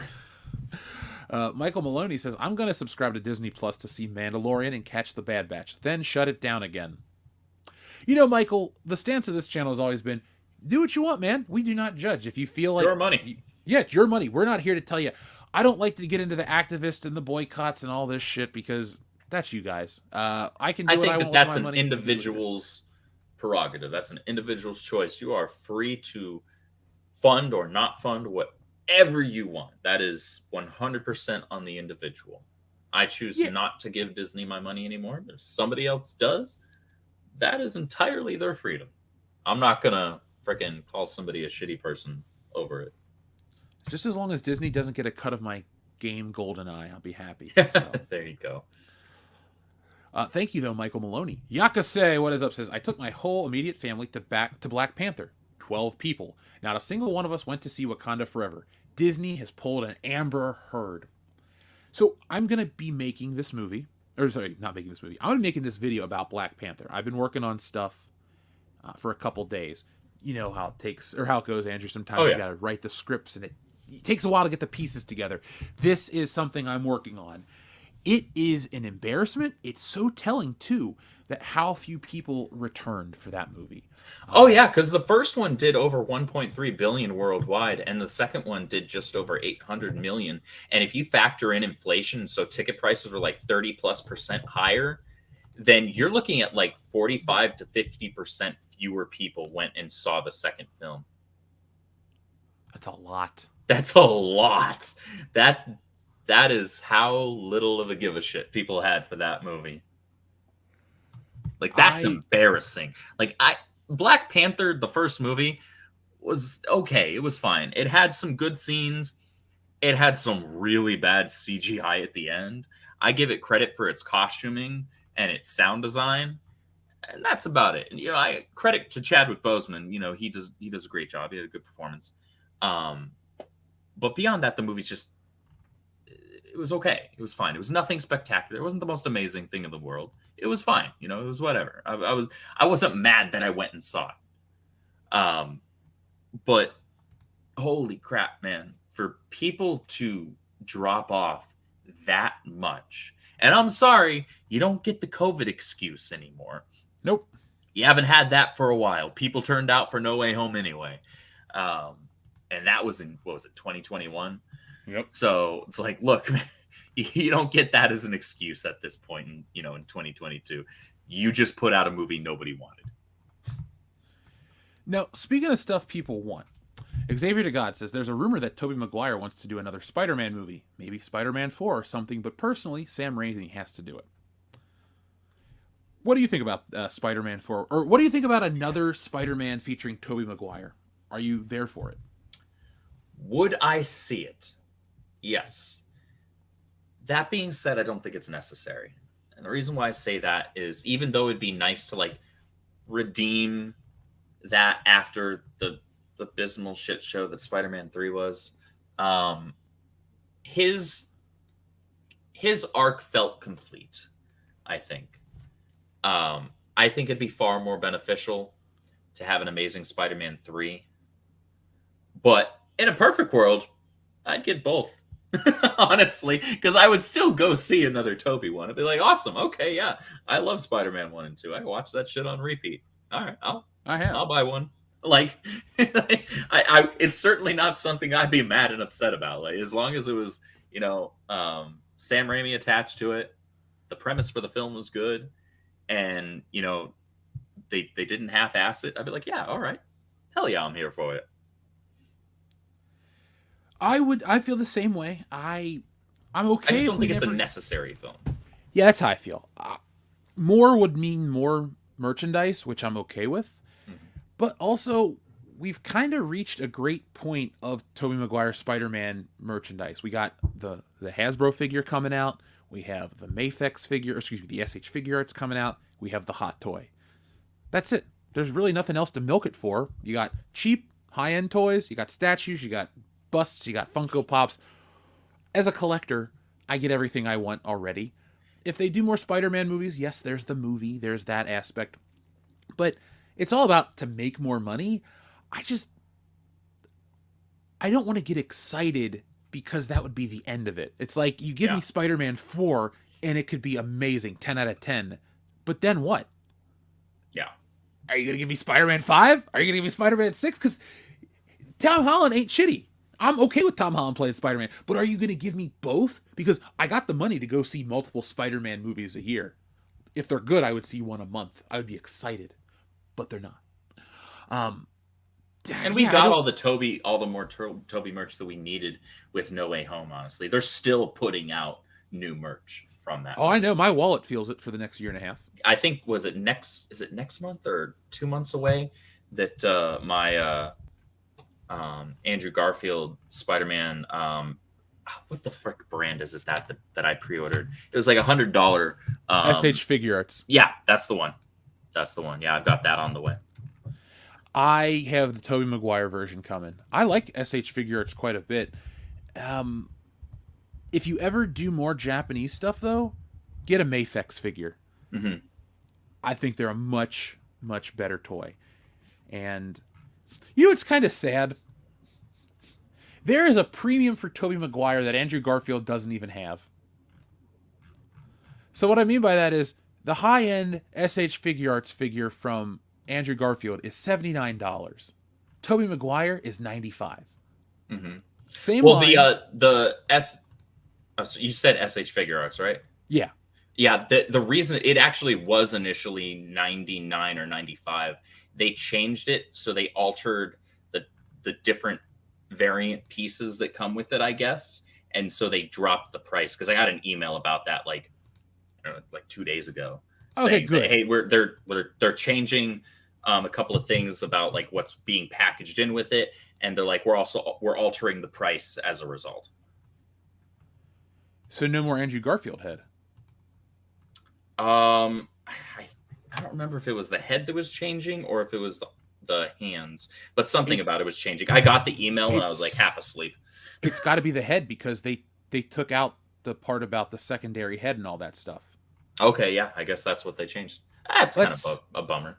That is a bummer because I was going to eventually, if I liked this Figure Arts one from Tobey Maguire, I was going to get the Andrew Garfield one and have them all stand there with their helmets or their masks off. Yeah. See, that's how much I liked that scene. I'll still get it, but that is a bummer because he had the closest look to how the character's been for the last couple of decades in the comic books. So it's like, yeah, I want that. Bummer. Oh, well, not the end of the world. I'm still going to get the damn thing. Oh, yeah. I didn't even realize they took the face out, but, it is what it is. I'll get the Hasbro one day, whenever it shows up. That has been your Spider-Man Toy Talk, folks. Now, back to the show. Jack White, thank you very much for your super chat. Thank you to everybody tonight, folks. Appreciate each and every one of you. Jack says, so Walt Disney was slandered by commies for calling him a Jew hater back in the 50s, and now the commies are back to destroy his company. Great. Yeah, Walt, there you go. Walt is spinning in his grave so fast you could call that motherfucker a lathe. Modelicious. Damn. Thank you very much. Marines beat an AI camera eye by wearing a cardboard box, Solid Snake style, and snuck up to it undetected. You may not be able to outsmart an AI, but you'll never outstupid the Marines. Yep. Wow. Yeah. I love AI programs for all the wrong reasons. I bet you do. You know, ChatGPT is kind of bullshit, though, because it has ethical and moral dilemmas. So I'll be like, write me a story about, like, 2 fictional people, and they're like, this actor died in this year, and it could never have talked to this person, so I can't do that. And I went, all right, fuck you. It's just no fun to talk to these things half the time. So, folks, on Thursday, we'll try to give it some ridiculous prompts, and we can have some fun. Adam Wofford, thank you very much. He says, Jeff, have you seen Lord of the Rings as made Max? There is a channel with AI art of Warhammer 40k as dark 80s sci-fi movie, and Halo as a dark grim movie. Would you like to link me, Adam Wofford? Because I'd like to check that stuff out. I love 80s sci-fi, so no matter what, I'm in. Rob Brantz, thank you very much. Rob, he says, Jeff, did you give the new Gundam series a try yet? Not yet. Still working on stuff. What, the Witch from Mercury? I've heard good things about Gundam Witch from Mercury, if that's the one he's referring to. I haven't seen it yet, though.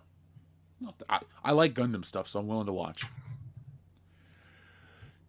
Let's see. TLJ Screwjob says, had Perfect Dark Zero, only got to 2nd level, quit. Never played through that one. I just remember when it came out, I thought it looked cool because the Xbox 360 was shiny and new and had exciting graphics. Yeah, and a power light that turned red. Bro, I had 3 of those systems.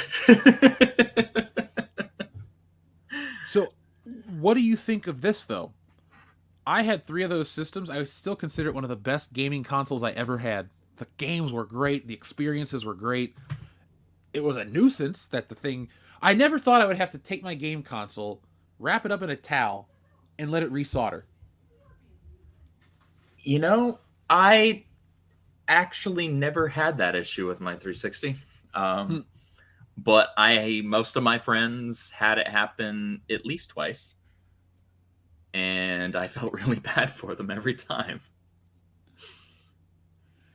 But I do agree, it was one of the best consoles. It just had a phenomenal library. It did, and I still want to go back and play a lot of the stuff. I do. That's why I bought the Series X, because I can still play Gears of War. I can still play Halo. I can still play... Now I can play GoldenEye. Fuck, I'm set. The Xbox Series X has my favorite games. It's got Tony Hawk Remastered. It's got GoldenEye. I'm drawing a blank now, man. We're getting good. What else do you need? Me personally, not a lot. I'm a simple man when it comes to my blast games. some Goldfinger, man. Yeah, I just want to shoot people. GoldenEye style. From 1,000 yards away with a pistol. Infinite Wonder is up next. TLJ Screwjob says, Keith's Wolf thoughts on Tales from the Hood 2. You mean Keith David's thoughts on that movie? Because I didn't ask him. I met him before it came out. I have not seen it. Don't watch it. It's dog shit. You're a better off person without it. Fair enough. I'll take your word for that. Infinite Wonder, Fuck, Marry, Kill, Supergirl, Batgirl, Wonder Woman. Okay, here's a good one at least. Not necessarily an easy one, but that's a good one. Shit.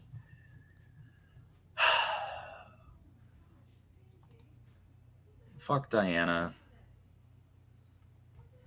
Marry Cara. I have to. I just spent freaking 5 minutes showing you all my Supergirl shit. I can't not. And then I guess kill Batgirl, but I do love Barbara Gordon. That's okay. So that was a tough one, but it was the right kind of tough one. I'm gonna marry Wonder Woman because it's Wonder Woman. Like, you kind of win. So there you go. Fuck Supergirl, kill Batgirl. I mean, what does Batgirl bring to the table? A wheelchair. I was just gonna say 2 wheels. Beat you to it. Yeah. Shit. Going to hell. Oh, shit. That's awful. I don't feel bad about it one bit, though. Well, maybe a little bit. Yeah, just a smidge, but just okay. the smallest bit. And then I just remember that, I fucked Wonder Woman and married Batgirl, or married Supergirl, so I'm fine.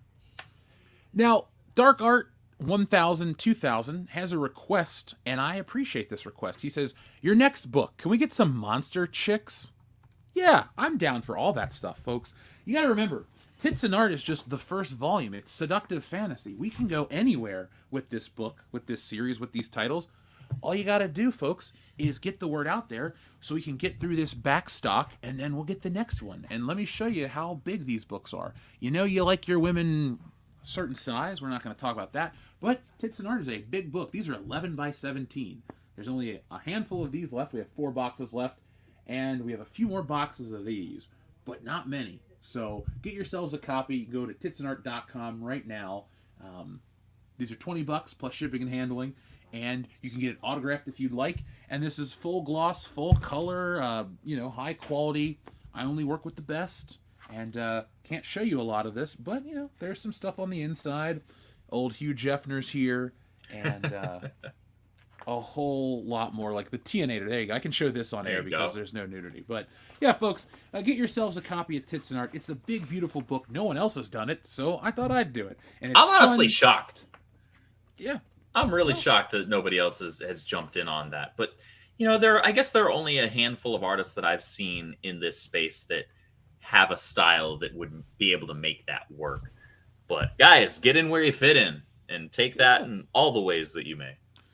Yeah, like the word of the day. Grab yourselves a handful of bush and get a copy of Tits and Art today. Only available for a limited time. Wait, this isn't the 80s edition, is it?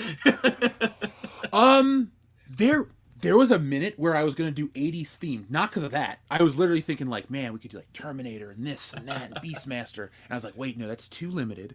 I wanted the first book to be more broad. And then the next ones will be focused. We'll have specialized versions. Maybe you like werewolves. Well, I don't do nothing furry. No, we can do monsters and shit for fun. But come back next year, folks.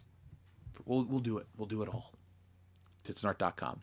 Adama says, sorry guys, my last one was weird. Try this. Fuck, marry, kill. Donna Troy, Sapphire, and Jade. Oh. Wow. Okay. Shit. Okay, so I'm gonna marry Donna Troy. That's my girl from the Titans.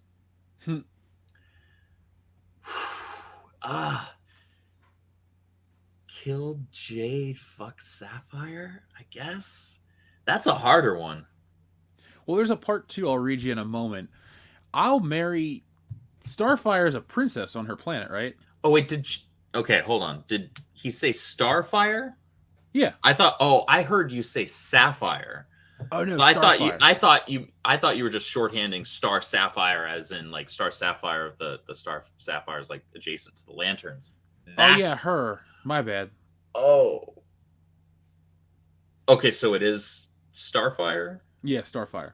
Okay, shit. Okay, so yeah, definitely fucking her.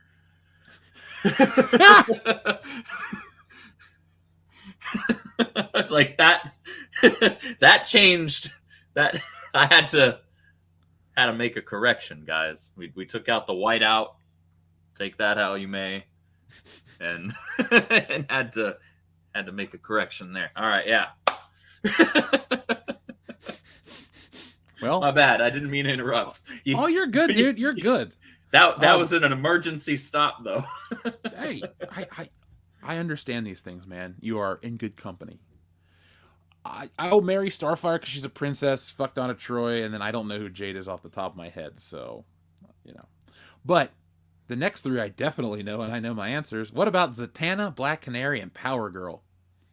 Oh, okay. They're making some tough ones here. Okay. I'll work my way backwards, kind of. Damn. Power Girl, Zatanna, and Black Canary. I'll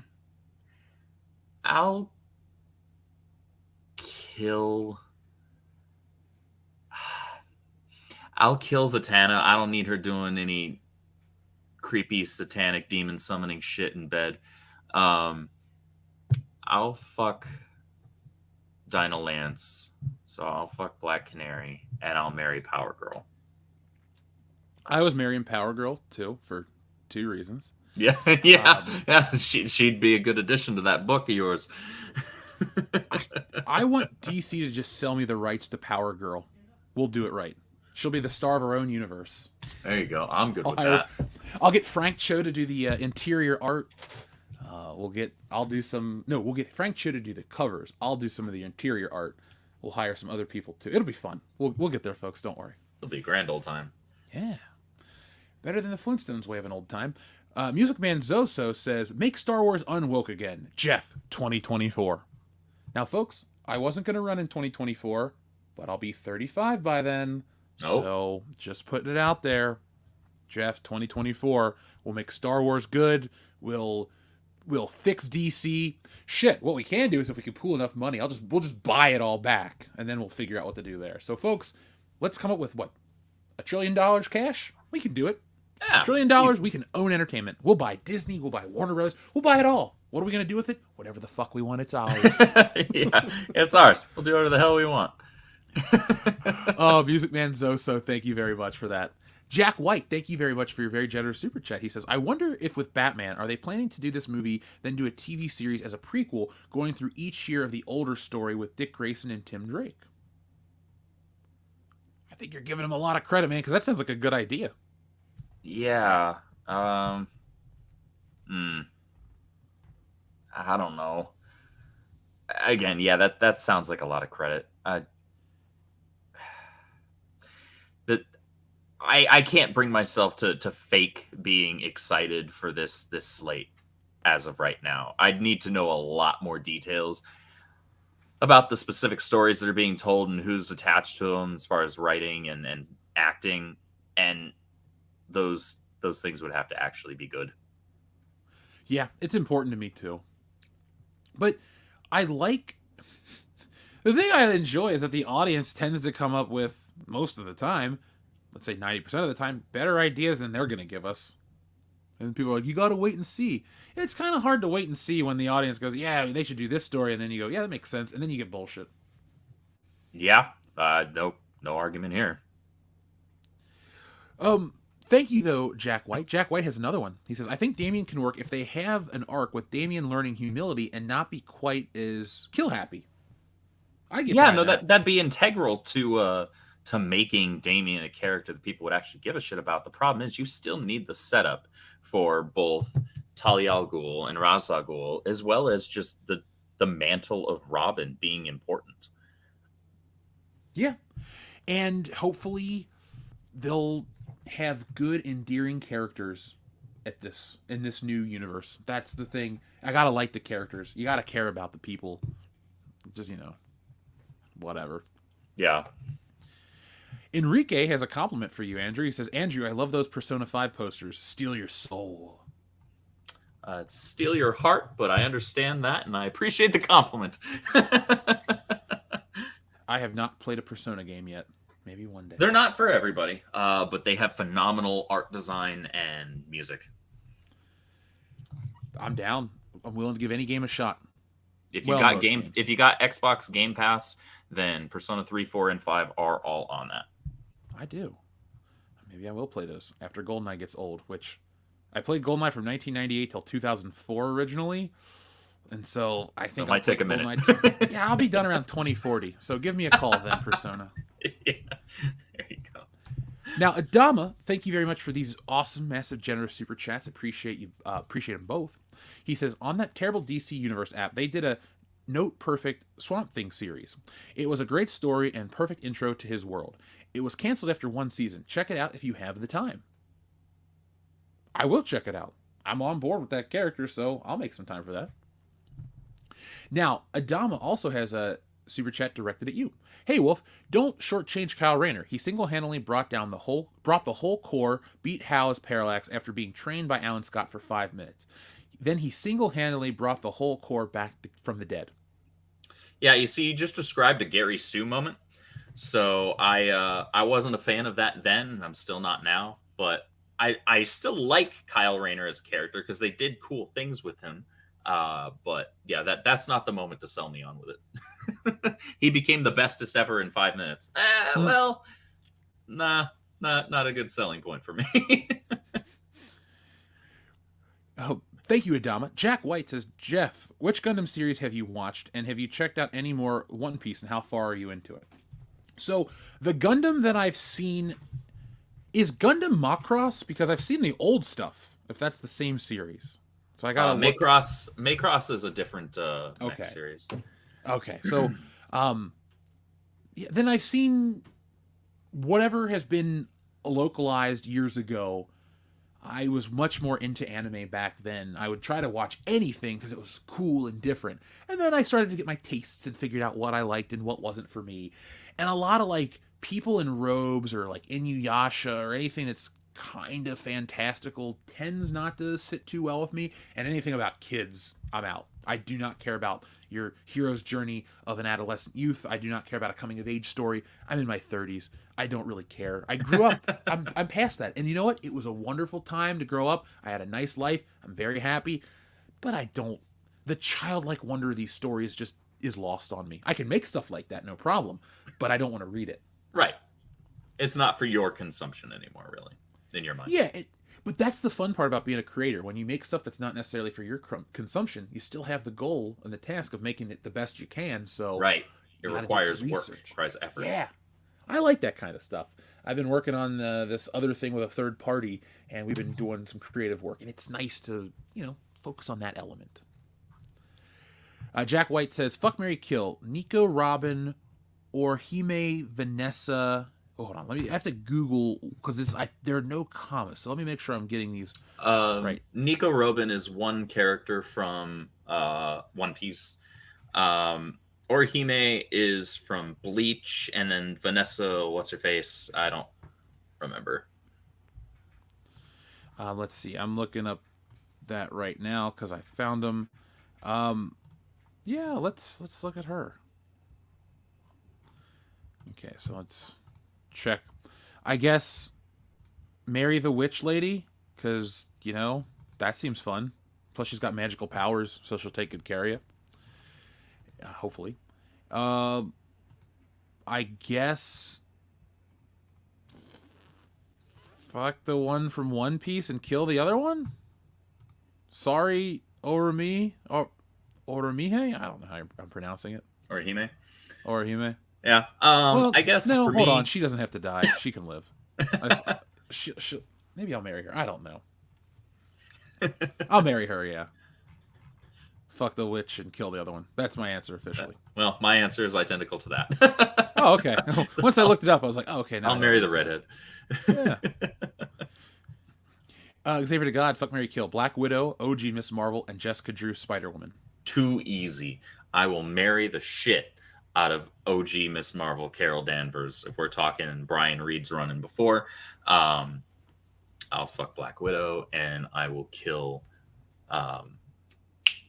Jessica Drew.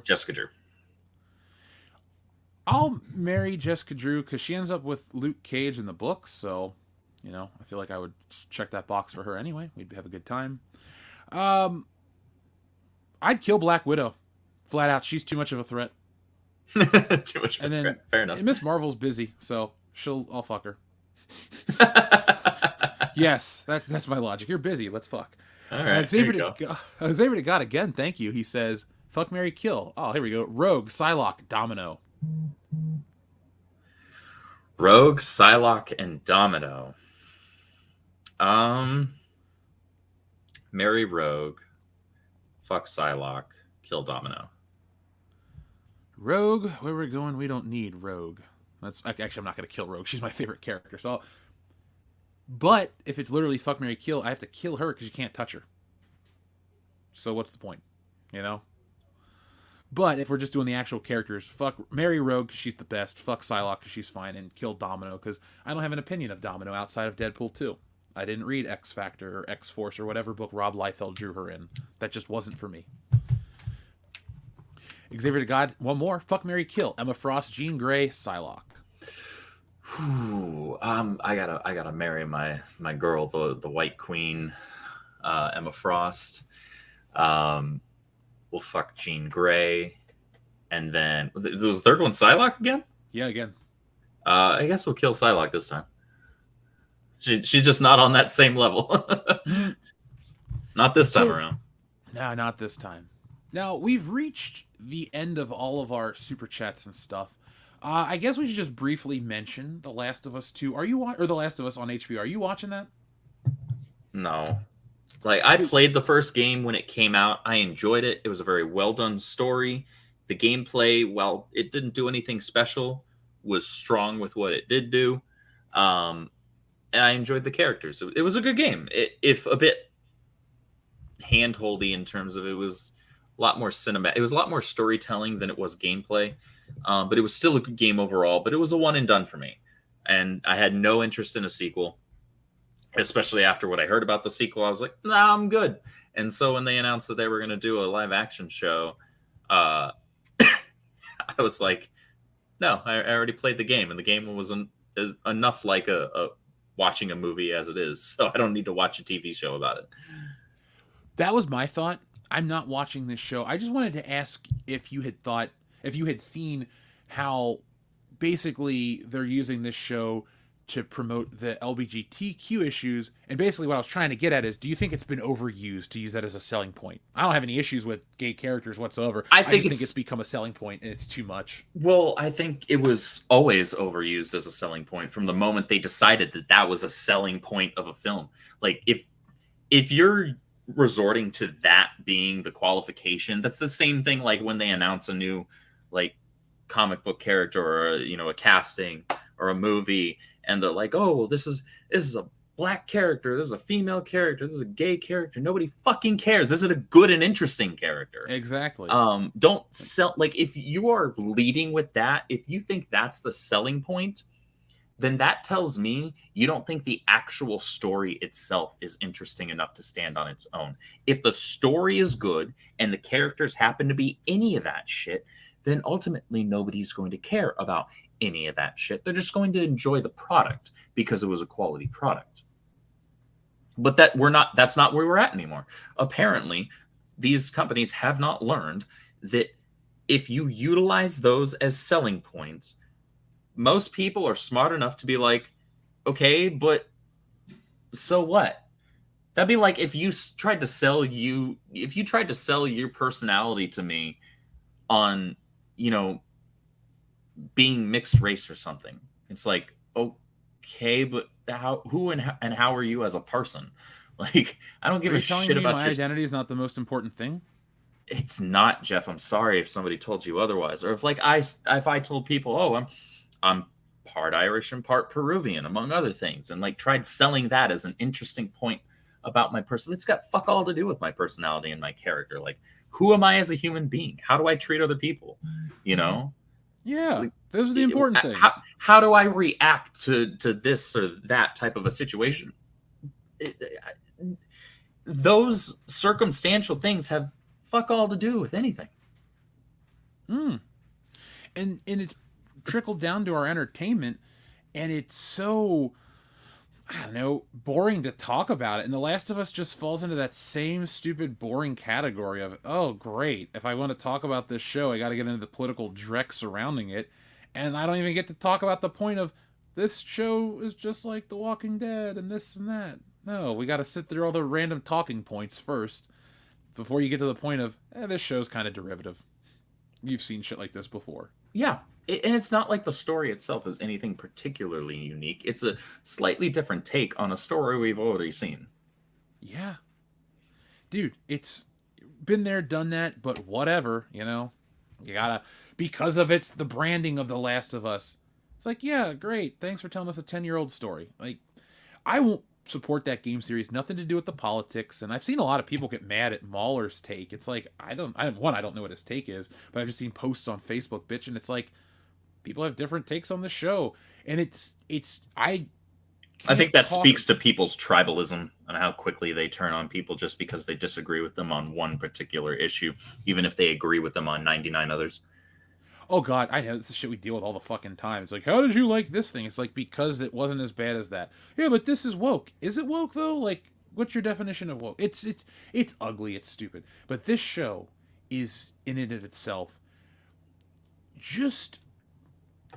It's got all the hallmarks to really attract the mainstream, but it's got enough for like a diehard gamer like me to skip it because it doesn't offer a different experience from a game that I don't think is an experience worth my time. So that's my take on The Last of Us 2. I really just wanted to get your opinion on, do you think they overdo the LGBTQ selling point? Because, like, for God's sakes, if they can't stop singing the praises of this fucking show based on that one thing, it's like, all right, well, what about the episodes that don't have Bill in it? Are you going to promote the show the same? Notice that nobody in the access and mainstream media was like really hooting and hollering, and people on Twitter and people on Reddit they didn't give a shit about this until the kid that is playing Ellie in it came out as like gender fluid or some stupid shit like that. And then with this most recent episode, they're talking about the gay guys. They didn't care until that happened. It's like, is that all you care about? I guess so, man. It's just really sad. It is. Let's see if the audience has said anything about the show, and then I think it's time to put this baby to bed. It's oh wait, heard it. We got more. Cleaver God says, "What are your guys' thoughts on Mayday Parker as Spider-Girl?" I like the story just fine. Yeah, I Peter Parker is the one and only Spider-Man. However, if there is to be a future in which he passes on his genes, I think the only instances where somebody else web slinging around makes any level of sense is when it's his offspring. So Mayday Parker or Anime Parker from the Renew Your Vows timeline. I think those are the only instances where you can even attempt to make an argument for somebody who is not Peter to be slinging around like that. Otherwise, it takes away and diminishes from how unique Peter is without having a legitimate excuse for it. And I don't accept lazy clone excuses either. Now, the only reason I was always okay with that character is because of what they did with Peter Parker. So, for those who don't know, in that storyline, in that universe, Spider-Man loses his leg in a fight with the Green Goblin and is forced to retire years ago. So that's kind of how, like, that makes sense that the superhero would get hurt, can't perform, passes on the genetics to the next generation, and then the kid would take it on. You don't have to shit on the dad. You took him out of commission. There's no world where I'm going to be waiting around for Spider-Man to suit up and swing around. You've built me a world where that will never happen, so now I have to accept what's going to be in this world. Kind of like with Bruce Wayne and Terry McGinnis. We watched Bruce have a heart attack in episode 1. We saw him pull a gun, do the thing he swore he'd never do. We watched him quit being Batman. Terry took over. There was no chance of Bruce putting on the classic gray suit and fighting crime one last time. He was that one episode where they took on the frickin' League of Assassins and he dipped in the Lazarus pit just long enough to where he was young Bruce again, and it was him and Terry fighting side by side, and that's my favorite episode in that series. Dude, it's fucking amazing. Xavier to God asks, thoughts on Miguel O'Hara Spider-Man 2099, Andrew? No thanks, not interested. Peter Parker is Spider-Man. He's got a cool suit, but not interested. I don't care. I don't think he's an interesting character. And only Peter Parker is Spider-Man. Like I said, you get the excuse if he's passing on his genes, literally his DNA, the thing that makes him unique, to his offspring. That is the only time I will ever entertain the idea of somebody else slinging around. And as much as I like Mayday Parker, I prefer how they did it in the Renew Your Vows story. I'll have to go back and watch or read that. I bought the first 2 or 3 books. I think it's like a 4-part series. I just never read it. I bought it because it's really the original suit. It's honestly, if you remove one more day, it should easily be the headcanon of where Peter's life went and eventually grew and allowed him to grow as a character. Not to go on a super tangent, I'll just say this briefly. I actually liked Spider-Man Reign, the dark version where like Mary Jane dies of cancer and Peter's an alone old man. Like, I kind of like that story. I know that's a hit and miss one for people, and for me it's a miss. I hate that idea. It's like, oh, so she dies of cancer because his shit's radioactive. Like that, dude, come on. Like, Peter has gone through enough. You don't have to give him that L2. I know. I just kind of like how it's like Doc Ock is the mastermind and all this shit, and old man J. Jonah Jameson's involved. Like, the story is not above any of its criticisms. I just tend to like that because it's like, oh, it was a fun one. Yeah. But maybe I'll go back and read it and change my opinion. It's been a long time. So, Andrew, is there anything you'd like to say before we put this baby to bed? I think you missed one more super chat from Adama. Was it the one about? Oh, sorry. I am really sorry, Adama. Yeah, he did a second one. I just noticed. Sorry. Wolf, Kyle beat Hal because Alan Scott trained him really well for the particular fight. On the core return, Kyle basically evolved into a higher form lantern called Ion, first of its kind at the end of his first comic run. I remember this. I read it, and I wasn't a fan of it then. I'm glad that you enjoyed it. I'm glad that you like Kyle. I wasn't a fan of that story. The only thing I know about Kyle Rayner, the only thing I know about the Kyle Rayner story is that's the girlfriends in refrigerators. Yeah. So. Kyle's a good character. I just don't think that that's one of the story arcs that showcases that at all. I think that was an example. Yeah, he was an artist, and that's one of the things that's cool about him, and one of the reasons why I love Green Lantern Rebirth, because Jeff Johns describes each of the lanterns as being so different from each other. You know, Kyle is always fine-tuning his constructs, even as he's utilizing them, you know, because he's an artist, he's a perfectionist, and they have a very unique design to them. You got John Stewart, who, you know, he's a very technical person. He's very precise. His constructs are made down to even seeing every single nut and bolt in them. But then you've got Hal, who, like, he's as straightforward as they come. Sometimes, who the hell needs all that shit? I'm just going to make a big-ass boxing glove and knock a motherfucker out. It really does do such a fantastic job of, showcasing the differences between those characters. And I think that it elevates each of them individually because of how different they are in their approaches to things. And like I said, Kyle's a great character. I think that that's actually a very weak storyline, because it was a storyline that felt just like, hey, we really want this character to be over with people. Here's a perfect comparison.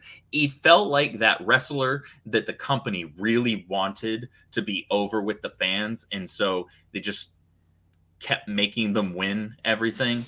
Oh, as Roman opposed Reigns, to instead of letting them actually just kind of work for it and earn it.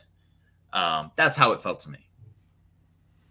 Whereas comparatively, you have guys like Jon Stewart who earned it, and Hal Jordan who earned it as well. I don't like to talk about Guy Gardner because he's a jackass and I hate him. I love to talk about Guy Gardner. That time he got punched out by Batman. Whew, stuff. That's the only time that I'm fine with it. Me too. I'm a Hal Jordan, Jon Stewart guy. I'm looking forward to Hal Jordan not getting shit on. There's something I like about that character quite a bit. The First Flight was pretty good, so I liked that animated movie. Adama, thank you very much. You got me wanting to read some more Green Lantern so I can at least have a Kyle Rayner, I don't know, something to read, or at least know the character, because my buddy in college loved him. So at the very least, read Green Lantern Rebirth if you haven't already. I will. It involves all of the lanterns that matter and does it phenomenally. I mean, you can't go wrong with Jeff Johns, honestly, when it comes to DC stuff. No, Blackest Night, all those stories. He's Blackest Night, right? Yep. He wrote all the good. If you have a good DC, he wrote a lot of the best shit from DC. Yeah. Early 2000s was like the Jeff Johns era. Oh yeah, He was the man. Went to Michigan State just like me. He was almost going to come visit us, but he was just too busy with work. So, oh well, Jeff, maybe in the future. So, folks, we have reached the end of a really wonderful episode. I'd like to thank everyone who joined us. We were joined by WDWPro and Valiant Renegade at the opening of this show, and we closed it out talking about cape shit and getting into the minutia of the entire DC lineup. So, folks, we know you like this content. Do us one more favor. Hit that thumbs up button, and if you really want more, besides being subscribed to this channel, you can go to patreon.com/worldclassbs and get yourself thousands of hours of content. And if you want to wear something physical, go get a t-shirt at shopwcbs.com. You'll look good in public. So, Andrew, is there anything else you want to say, or are we ready to go? I think we're ready to put this baby to bed, as you said so eloquently. So, folks, thank you for watching. We'll be back next time with more. Be smart, be safe, be cool, but always be excellent to each other. What you just said is one of the most insanely idiotic things I have ever heard.